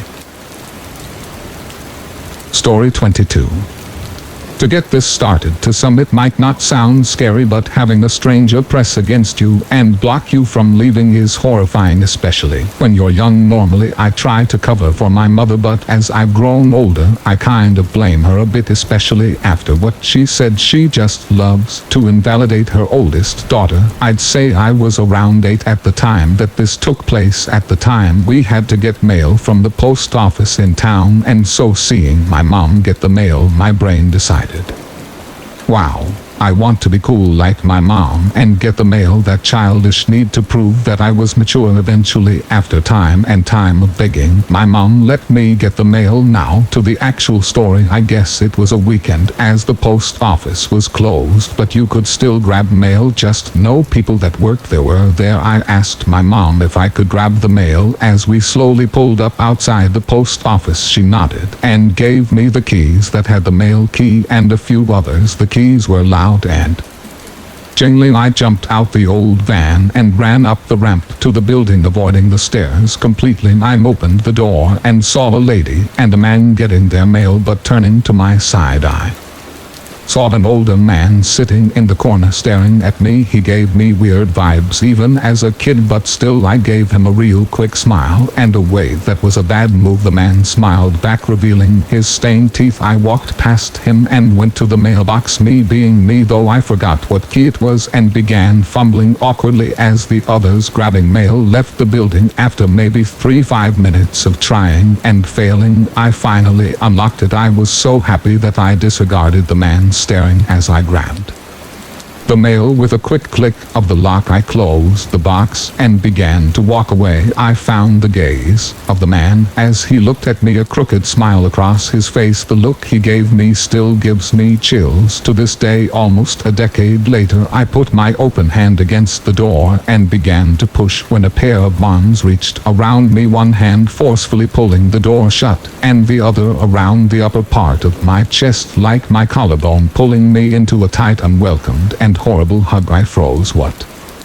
was I supposed to do? I was always taught to respect adults, and I did. He had a strong scent of alcohol on him, so much that I think I coughed a few times. He began to speak after a moment of just holding me there. The words he spoke scared me so bad that now I only remember part of what he said, and I wished I didn't. Hey, where are you going? He spoke almost passive-aggressively. Oh, I have to go, my mom is waiting for me. Oh, okay. He sounded defeated and began to let me go before I could break away. He held me tighter, again tighter than before. Wait, I have a dog, you know. He had that stupid grin on his face, that scary grin. Oh, that's cool, yeah, you should come with me, you can play with him. The scary thing is, though, I almost went with him at that moment. The next 8 minutes felt like hours as he let me go and pulled me back hard into him, his scruffy beard and soft Dirty coat brushing against me, the details make my head hurt to remember, but he kept telling me no, almost ordering me to go with him. Finally he seemed to snap. All right, you're coming with me. What? But I need my mom. I have her keys and she's waiting for me. Please, that was still my priority. Her keys and the mail. Nope, you're coming with me now, he said. He opened the door and began to pull me out. In a moment of his weakness I broke away, running to my mom in her car. I slammed the door shut, scaring my brother and my mom. I began shaking and crying. Dropping the mail on the car floor, I shakily picked it up and handed everything to my mom as she demanded to know what happened. I told her everything and she looked pissed. I was so glad she was on my side. I looked outside, tears still streaming down my face, and I noticed the man looking at me through the car window from the top ramp of the building. I began to cry harder and panic as he started coming over. My mom stopped me as she noticed him coming. What was her reason for thinking he was completely harmless? He fell at the bottom of the ramp. He tripped. My mom laughed at the creep and started driving away while she tried to comfort me, saying things like he was just a harmless old drunk guy, he didn't hurt you. Now years later I brought it up to my dad when I was at his house, thinking he knew. My mom never told him, so he was angry, but I called him down. He was pissed that my mom didn't come for me sooner and that she hadn't done more. I told him not to confront my mom on this and he agreed. Now not long after telling my dad I brought it up to my mom, my mom said I was being a drama queen, that I would never get hurt and that he never tried anything. I was furious, but now I don't know if I should be. I mean, I know drunk slurring, but this was almost spiteful and his tone was demanding. My question that I'll end this story with is, what were his intentions and do I have the right to be mad? Story 23. I'm pretty sure I'm being stalked, and I have been for the last 2 years. This story starts around the fall of 2017. I was walking back to work from lunch when I passed this girl and noticed that she got up and started walking behind me. She took a different route and didn't follow me. A few days later it happened again, but this time she was following me. I assumed she wasn't following me at the time because where my office building is situated you have to go up a set of stairs and pass a few other buildings, and she did not follow me to my building. After a while I noticed we took the same train home. A lot of the time she would be watching me. When we made eye contact she would look away, then she would continue looking when she thought that I wasn't there. There's a Whole Foods across from my office. I went there for lunch a couple times during the week. I started seeing the girl sitting in the window for lunch, and she would almost always get up as soon as I left and walk the same way I did around.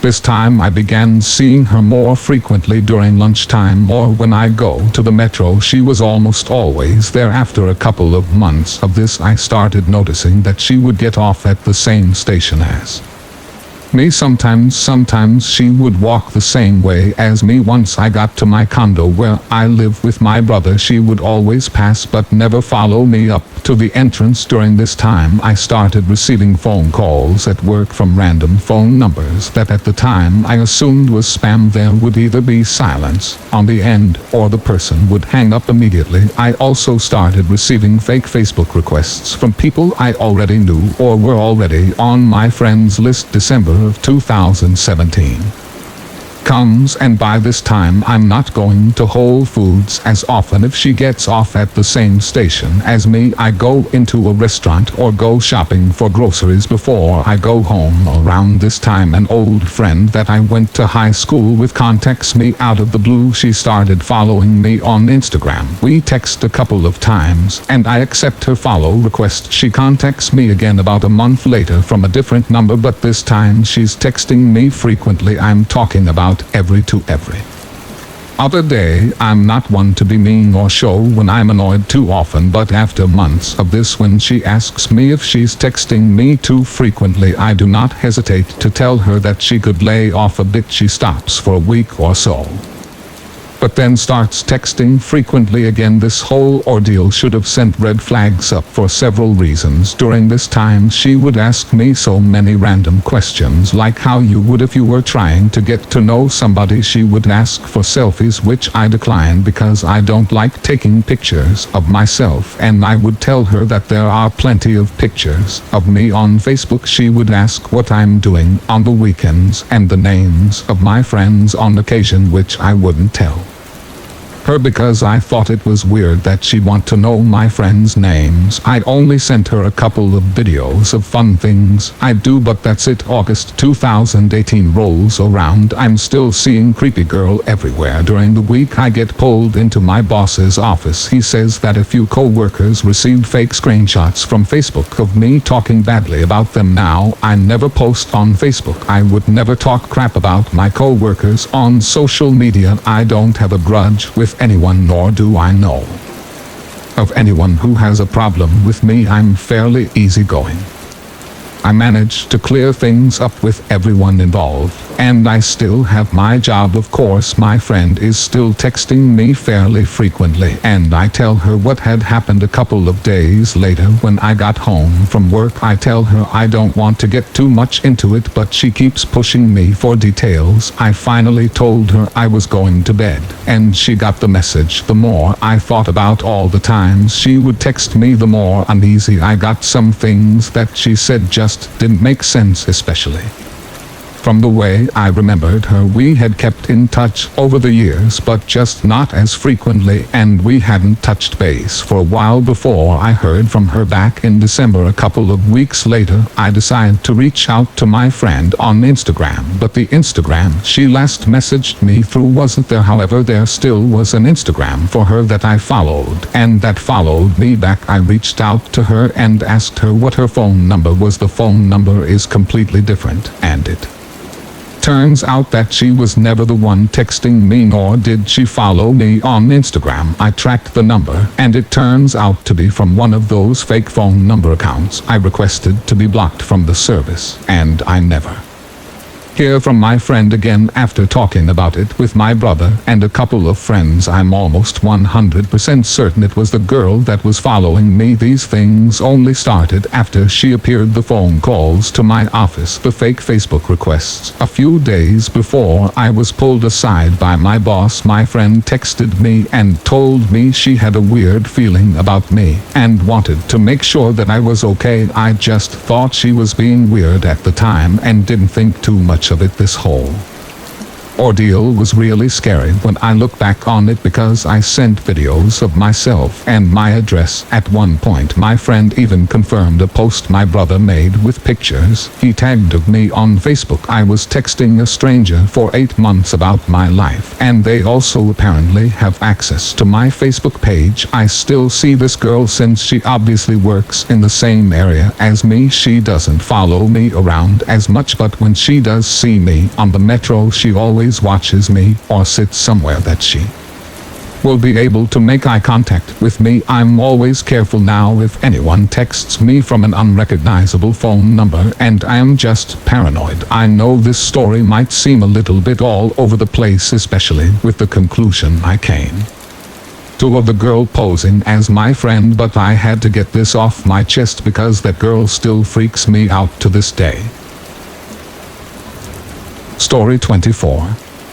There is much which we do not understand in this world. Claims of ghosts, paranormal activity, and things which defy all logic and explanation. What you are about to hear is a recollection of incidents that have happened to me. These events have left me with many unanswered questions and a healthy respect for the paranormal. 1990s, Apollo Beach, Florida. I was around 5 years old, but I'll never forget this in vivid detail. My parents were taking me and my 2 half-brothers to Universal Studios. Before we left, my brothers and I were outside in the backyard. I remember it being a sunny morning, warm weather, and I was playing with my dog Bobo. He was a Yorkie. We were running around together, and I remember chasing him back and forth through the backyard and around the tree. Lots of fun for a 5-year-old, I guess. Then my mom called us in to get ready to leave. We go to the park and come back later. At night I start walking around the house looking for my dog and ask my mom where he is. She and my dad take me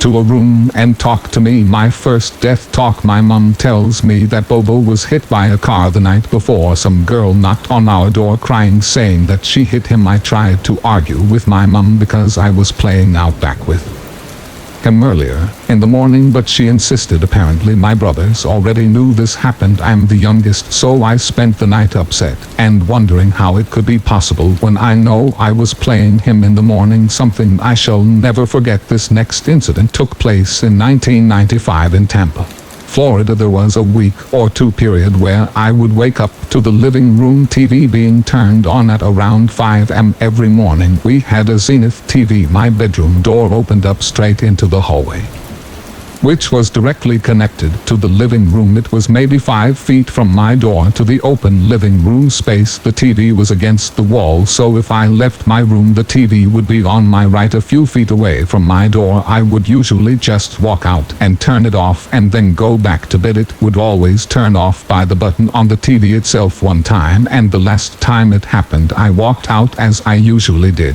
and the rocking chair across from the TV was rocking back and forth. This was a lazy boy recliner. I remember pausing, resting up against the couch, arm directly in front of me, and just watching this thing go back and forth whilst the TV was on. Nothing about this gave me a bad vibe, and I had no fear of the situation. It just didn't feel bad. The chair stopped rocking after probably a minute and a half of me watching it, and I asked it to please stop doing that and turned off the TV, and it never came on again. It was the same location a year or so later. One night I was lying in bed. My head was against the wall of the window, and I left my bedroom door open all the time. I could see the silhouette of my desk in my room, and earlier in the day I purchased a model plane. It was a Phantom jet or something, and it was still on top of the desk, so I could see the silhouette of the plane that is just resting on its plastic wheels. I start to get this weird feeling as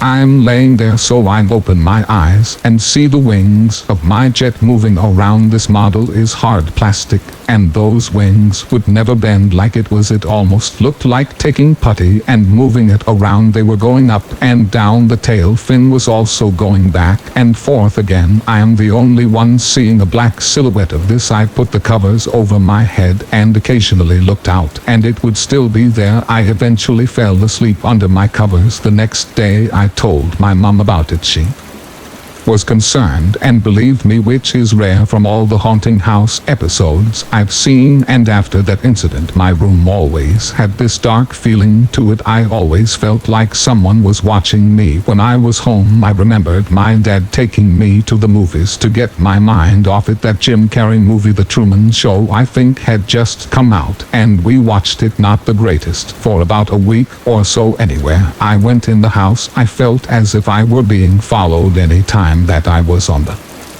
computer on AOL, for example. I looked over my shoulder because I sensed someone was behind me, and my neck would always have hairs sticking up. I remember being in the kitchen one night to get a drink, and I heard footsteps from behind me. I would turn and look, and nothing would be there. It freaked me out, so I ran out of the kitchen, and the footsteps ran with me. I ran to my mom and told her what was going on, and she was freaked out, so she called her ex-sister-in-law, who is a big-time Catholic, who told her about reading verses from the Bible and burn the plane. We ended up doing just that. Once we burned the plane and she read some verses, the dark feeling lifted from the house, and I never had that issue again. Now the following incident happened in summer of 1997 and continued on until the year 2000 in Lawton, Virginia, I started dating this girl that I met on AOL, and I would spend the summers in her place. We had met in Disney World back in January 1998, and her parents were cool with it since they knew she and I were both 30-year-old men. The next few stories are for multiple events happening in between this timeline. So the first night I ever stayed at their house, I slept in her brother's room. He was in Ohio,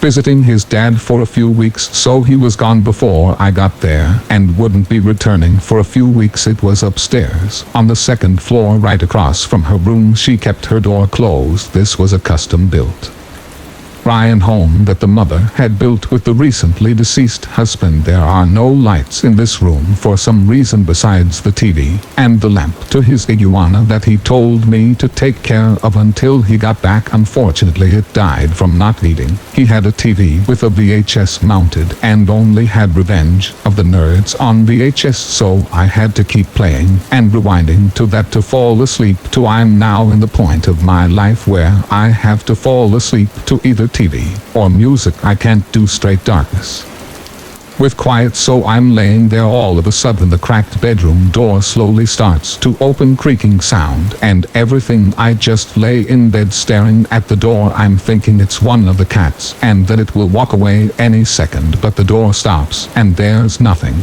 on the other side. I get up after thinking about even moving and walking over to the door. I peek out of the hall and there's nothing there. I just end up closing the door and there are no locks on the damn doors. I probably watched Revenge of the Nerd 3 times before I fell asleep. The second incident probably happened a few weeks later. Her brother Alan is now back and their older sister's boyfriend John is staying over. John and I are on the floor. I'm 15 years old. Alan is around 16 and John is 17. While laying there, I start hearing this heartbeat sound. I wonder if it's just me, but then Alan sits up in bed and asks if we can hear anything. John sits up and says it sounds like a heartbeat. So now I sit up and we all sit there quietly listening to this heartbeat. It sounds like if you were to put your ear to someone's chest but without the muffledness. So we all get up and open the bedroom door and the sound gets louder. We all look at each other like what the hell and just close the door. It stopped after a minute or so and we spent an hour talking about it and sharing stories. This third incident happened one night that I was sitting in the living room area downstairs in the first floor with my ex. It's probably close to midnight and we just finished watching a VHS movie when the VCR cuts to static. When the film ends, when it auto-rewinds, so she and I are just sitting there talking to each other and she's looking at the TV and she just breaks out into a scream and stands up on the couch and takes off. I follow her and have no idea what the hell is going on and she tells me that she saw a face in the TV static. I never saw it, but it scared the shit out of me. The fourth incident happened one night when we were on the couch in the living room again and she was sleeping. I was watching TV and she woke up screaming, claiming she was dreaming of a blue light coming from the sunroom, which was located directly behind the TV room. This room is accessed on doors located to the left and right of the TV stand. She says the blue light turned into something that attacked the both of us on the couch. She said she woke up right before it got to us and her screaming scares the shit out of 15-year-old me. The fifth incident happened shortly after we were back in the living room of nightmares and we had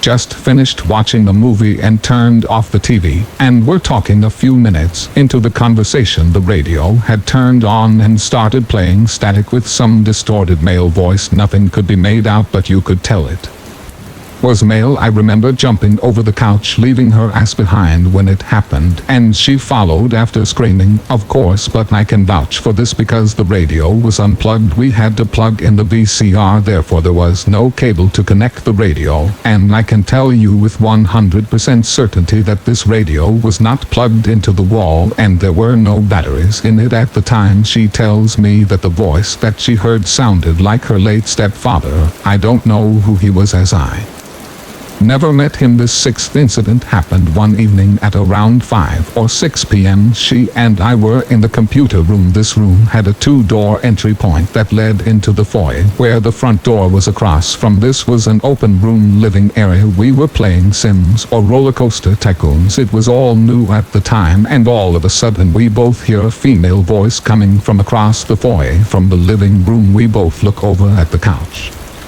because it sounded like the voice was coming from that room, and we saw nothing but the voice continued. We both ran out the front door and waited outside for her mom to arrive home from work, and we told her what happened, but she just laughed about it. So life moves on. For the next few years, I continued experiencing strange and paranormal experiences. One that stands out though happened about 4 or 5 years later, after my life had taken a somewhat different turn. I was chief dispatcher stationed on Camp Schwab, Okinawa, Japan. Back in 2005, I had to stay overnight at a lot on our motor pool for midnight vehicle runs. Our motor pool was located in the corner of the base on top of a hill surrounded by trees. This area has since been expanded, and the trees are gone. Ruins the feeling of isolation. But anywho, the last vehicle left around midnight, and it was now around 1:30 or 2, and I was getting ready for bed. Those vehicles would have to be back by 6, and I just slipped in one of my Everybody Loves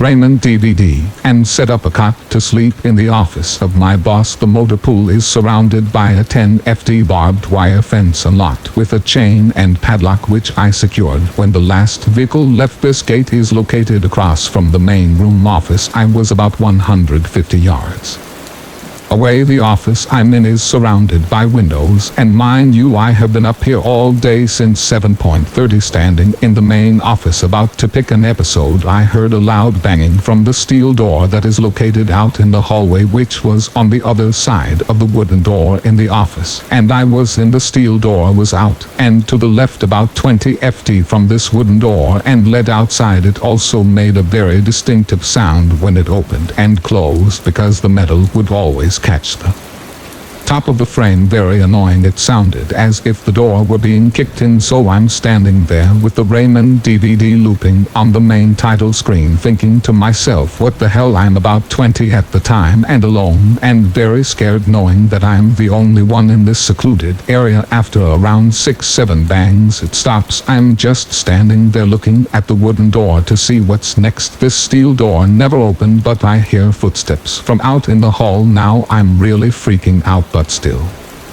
standing there waiting for this cheap-ass wooden door to explode in my face with a demon behind it. So now I'm focusing on the bottom of the wooden door, where there is about an inch of space from the door to the concrete, and I see a shadow pass by from right to left in sync with footsteps. The shadow is heading into the maintenance bay area, and as the shadow passes by, the footsteps stop. I slowly walk over to the wooden door and lock it. Now I'm trying to think rationally on what the hell happened. I can't figure it out. Other guys say the base was haunted, as it was a WW2 site. After all, after around 10 minutes of realizing that I wasn't able to sleep and my Raymond DVD still looping on the menu screen, I decided to go and check it out as you would. Sadly, I had nothing to defend myself with, so I just slowly walked out into the hallway, checking the steel door closed and locked as it would be. Then out into the maintenance bay, and I turned on the lights and saw nothing, just Humvees and a 7-ton truck that were being worked on earlier. I checked the back rooms, nothing, so I went back to the main office, locked that shitty wooden door, and played Everybody Loves Raymond. About an hour prior to this, my friend wanted to come up and grab some files he needed for tomorrow, but I told him I would be getting ready for bed. After this happened, I realized I couldn't sleep, so I called him back and asked him if he still wanted to get his stuff. Sadly, I had to unlock the main gate, so I ran across the motor pool as fast as I could and unlocked that shit, keeping in mind the trees on either side of the main gate are in complete darkness. And it didn't help, once I saw his headlights coming up the hill, I felt a little better, and while he was there I tried to sleep, and sure enough I did. I woke up later around 6 a.m. to the sound of a 7-ton horn at the gate. Only time this happened whilst I worked late, and the next time I had to stay over I was pretty jumpy, but thankfully nothing happened. Whilst still in Japan, we went to Iwo Jima for the 60th anniversary. We drove veterans around to the sites in Humvees all day. Near the end, close to sunset, I was with one of the SSGTs. We were tasked with going to all the sites to make sure that no one was left behind. As the plane was departing soon, we pulled up to one location, Hospital Cave. It's where the Japanese took their wounded. Lots of cave structures in the island, very interesting place. So we pull up and the sergeant says just go inside to make sure no one is wandering around in there. So I get out, and as I am walking up to the entrance, I notice the generator is off. I'll be damned if I'm walking in a dark ass cave, so I make the command decision that I would walk only to where the light starts fading into darkness. So about 40 feet in, I simply spoke out loud, "Anyone in here?" And as quickly as someone would respond, I heard multiple Japanese voices from deeper in the cave, not faint, distinctively male, and I knew Japanese and would be able to understand. This didn't freak me out much, since I can accept that a lot of people died here, but I just backed up and walked out and told my sergeant that no one was there. I didn't tell her about it though. This next story took place in Cherry Point, North Carolina. A few years later, in 2007, when I first got my barracks room, I didn't have a roommate. The rooms were very bare and only had 2 sets of beds and a nightstand in between. I did not have any table lights for about a week straight. I had the same recurring nightmare of these dog demons attacking me, taking me down and ripping my throat open. I would always wake up sweating and freaked out, and of course in the dark, because the only light immediately available was my cell phone, which was just a Motorola Razr. The dream felt very real, and waking up in the dark never made it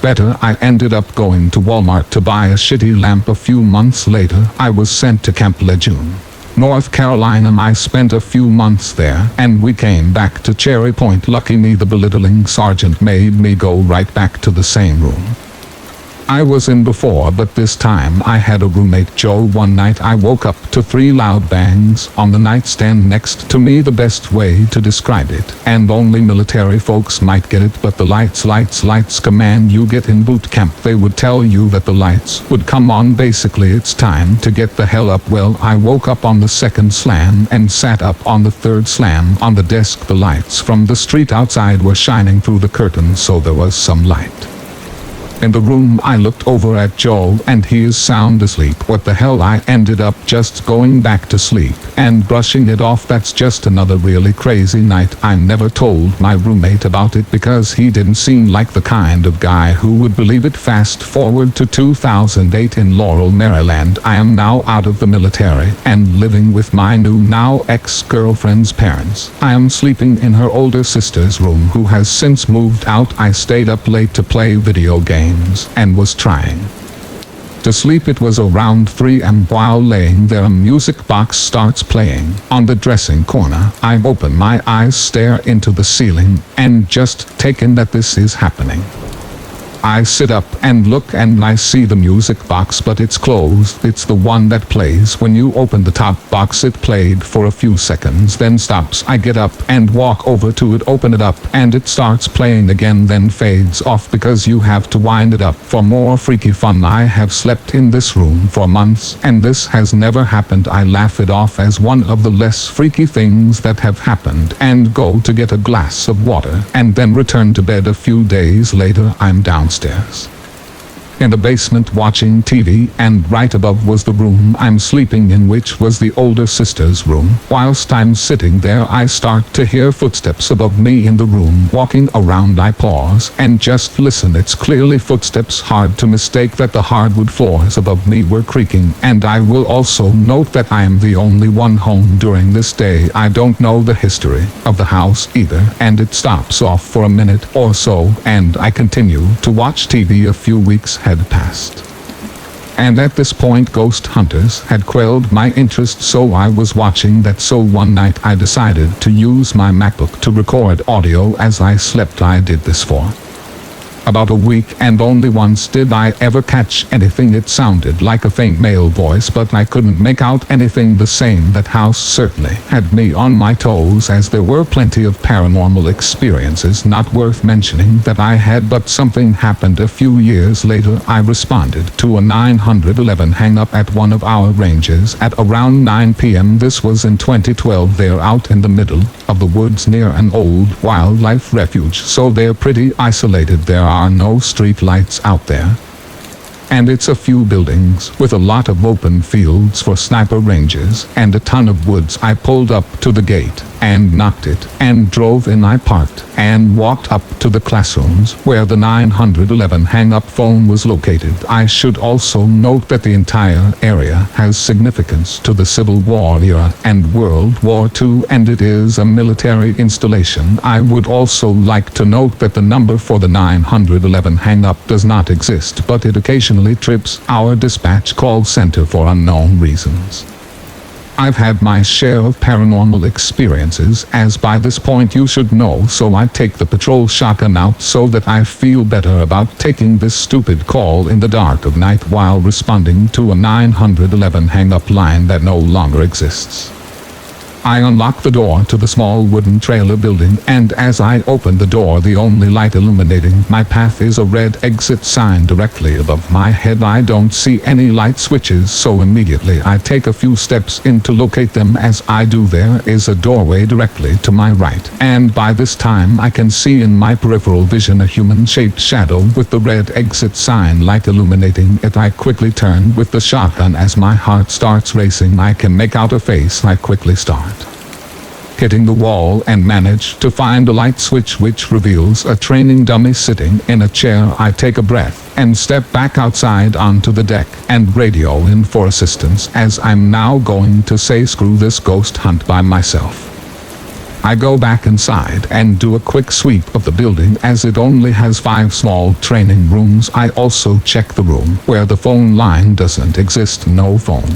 Shocker. I then walk back outside and wait for my backup officer, who comes within 8 minutes of my call. Once he gets there, he already knows how dumb this is, because this call is creepy whenever we get it. We then proceed to check out the outside of the remaining 3 buildings in the area. Nothing, so we start heading back to our vehicles. As we approach our cars, an alarm starts going off on a small metal box attached to a metal unit sticking out of the ground. It flashes a red light affixed to the top of the box, and we look at each other like, really? And start walking towards it. It's located between the training trailer and the range/bay office. I radio in the alarm and ask if they can contact facilities, since neither of us knew this was even a thing out here, and we had no idea how to shut it off. I then notice there's a small keyhole in the metal box that is attached under the light. I grab my key ring and try and see if anything would fit, and as soon as I make contact with the key to the metal, the alarm stopped flashing. I looked to my friend and said, we need to leave, this is getting stupid. He agreed. I radioed them and told them the alarm had stopped and that we were getting back in service. We would have to drive out to the same location again, located on the wildlife refuge area where we had ammo supplies and point bunkers. These are alarmed by our alarm center by contact alarms, but still require visual checks. We would have to check these 3 times during shift. I work mids, so the last check would be after sunset to get out to this location. You had to drive past the range classroom I previously mentioned, and this road turns into dirt and rock and surrounded by trees. There's a big chain link fence that separates the ranges and the wildlife refuge, so I get out, use our dumb little key that makes the fence open automatically, and usually takes a while to get to work, so that's fun, especially when it's tick season. It's a winding road but mostly flat, and there are trees on both sides of the road, and again there is no light out here, so it's only your headlights, and it takes around 10 minutes to get to the bunker fence prior to making the turn on the road that leads to the bunkers. There's a marker on the left side of the road that just says Site D. I'm familiar with this location. because I and a few others worked and used to visit it time and time again because we're nerds when it comes to ghost stuff. But it's an old parish cemetery and has a place marker. Apparently it's from the early 1800s, before the parish was relocated, and it has a little over 20 headstones in there, some faded and some in pretty good shape for being quite old. It's kind of creepy, so I complete the bunker check and head back as I turn from the bunker road towards the road that leads to Site Diva. Grave site is now on my right. I'm heading back to the range area, so I'm looking at another 10-minute drive back into this dark wooded area. I'm probably 100 yards from Site D when this orb of light appears. I sized it to be about the same size as your average beach ball, and at this point I stop the vehicle and watch it. It's hovering close to the ground in the grassy area just off the road next to the Site D sign. There's no illumination around it, just a ball of light, and it lasts for around 5 to 10 seconds and just vanishes. When it comes to the paranormal, the only thing I've seen were moving objects, shadows, and heard voices. I've never seen lights or apparitions, so I take a moment to try and understand what I saw. I figure maybe, just maybe, it was from my headlights, so I back up to the bunker road about 50 yards back and drive forward to try and recreate what just happened. I stopped near where I was before and just sat there and thought to myself, maybe it was some paranormal shit that just happened and no one would believe me if I said a thing, so I put it back in drive and headed back. And as I drove past Site D where I saw the light, I could only see some sticks and grass in the area. Nothing else. I looked up towards the dark road that leads up to the graveyard, expecting to see a demon ready to charge me, but it was just pitch black. So now my imagination starts running wild and I feel like I just need to go, so I cut a few minutes off my 10-minute drive while hoping I don't slam into deer or other forest creature, while constantly looking in my rear view mirror, which is pointless because the only thing I can see is dust from the road from the taillights, so it makes it worse. I get to the gate that separates the refuge from the range control, and I'm a little hesitant to get out of the car, still thinking about that demon. Let me try and point out that this time in my life I had been watching a lot of my haunted house / my ghost story, so I'm in a bad place mentally, I guess. So I let the dust settle after hopping out of the car and finally leave. I can't see shit because I pulled up too close to the gate and the damn metal key isn't working. I look back down the road and I can't see anything. Finally the key works and the gate makes a loud beep, which made me jump. I drove through and was free. It was a strange occurrence, and it would have been better if I hadn't been thinking about demons the entire time. Not long after, I was tasked with training a new officer, and we were doing the site check of the range control, the same place where I had the 911 hang-up. This was still 2012, and both the orb of light and the 911 hang-up had already occurred. It was around 8:30, and we had just finished walking around checking the doors and making sure that they were locked. I would also like to note that we have to keep the gate secured even when we come and go onto the ranges, so we locked the gate and we came, and she decides she needs to use the bathroom, which is located up on the platform where the classrooms were, so I watch her walk up and into the bathrooms. I will also note that there are male and female bathrooms, and I'm sitting in the passenger seat looking around. We're parked in the center of a parking lot about 300 feet long with 3 rows of cars. Not too big, but it's an open area. The vehicle was facing the classrooms and the bathrooms, so she could see where she was walking. However, there are lights that were on the other side of the bathrooms themselves, as someone from earlier left it on before they secured the ranges at 4 p.m. so I can also see onto the deck. As I'm sitting there waiting, I hear from the window behind me on the rear passenger window, tap tap tap, clear as day. It's no different than if you took your fingernail and tapped it on a pane of glass. I just stared straight ahead and pressed the car lock, but never turned around. I grabbed my phone and quickly texted my friend Bree, who was one of the friends who would go to the grave site with me, and I told her what just happened. She laughed and told me to get out of there, and after A minute or two later, my officer in training exits the bathroom and starts speed walking to the car. Whilst I'm looking around, I unlock the door, and once she hits the pavement from the wooden ramp that leads into the parking lot, she gets in before I can even tell her what happened. She asks, "Did you go into the bathroom too?" And I told her no. She continues to ask me if I was walking around, and I told her that I was in the car the whole time. She told me to stop messing with her as she knew I was there. I told her that I was in the car, and then she tells me that while she was there she heard footsteps outside onto the wooden deck, and now she's freaked out. So I say, "Really? Well, let me tell you what I just dealt with," and explained about the freaky window tapping. We both agreed to get out of there as quickly as possible, so as we were driving off we were talking about both incidences, and I start telling her about the 911 hang-up and the ball of light. As we were leaving, we talk about this until our next stop at a small airport that we have equipment at. The drive is probably close to 10 minutes away. The airfield is actually across from the woods that site the cemetery is located in by a good distance. So we pull over after our check, and we're talking about what happens. She takes her phone out and she shows me an article on a ghost story that she was reading earlier in the week. Once we're finished, we were going to drive off but noticed that the headlights were off. She swears she never turned them off, but I can't confirm this. 3 years later, our in-service sucks, but we have to meet at the Rangers at 7 a.m. on one of the days. I live an hour away from work, and I don't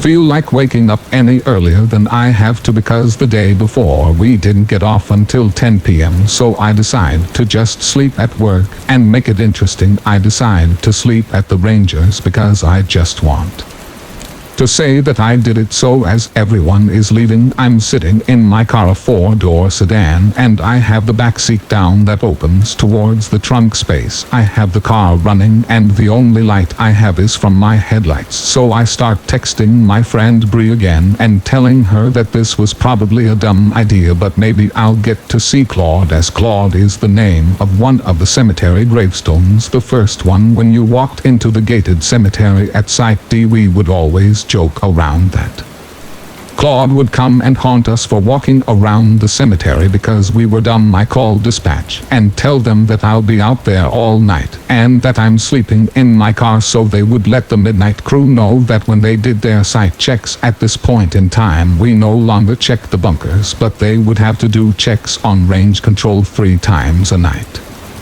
I left my police radio on to listen to the chatter since I couldn't keep my car on all night. It was just a little too freaky for me to just listen to the crickets and look into the dark void. So I'm laying there and hearing the midnight officer call out for his checks. So I keep popping up to see if he comes, and it's around 11:30 p.m. now, and I waited until midnight when I realized this guy is just calling shit out and was even doing his checks. Lazy night shit. Before I get into this park, I want to let you know that although me wanting to sleep in my car or at a place where I have experienced a few what I consider paranormal things, I did take the initiative to park my car as close to the range bay wall as possible. I had a forklift with a box covering my passenger side of the car and parked close enough to the range of the bay wall that you couldn't walk between it. Only my driver's side and front of my car is exposed, so I'm laying there in my car in my sleeping bag with my head near the driver's seat. It's a little after midnight, and I was browsing on my phone and my mind was occupied. All of a sudden I hear a loud bang on the side of the car.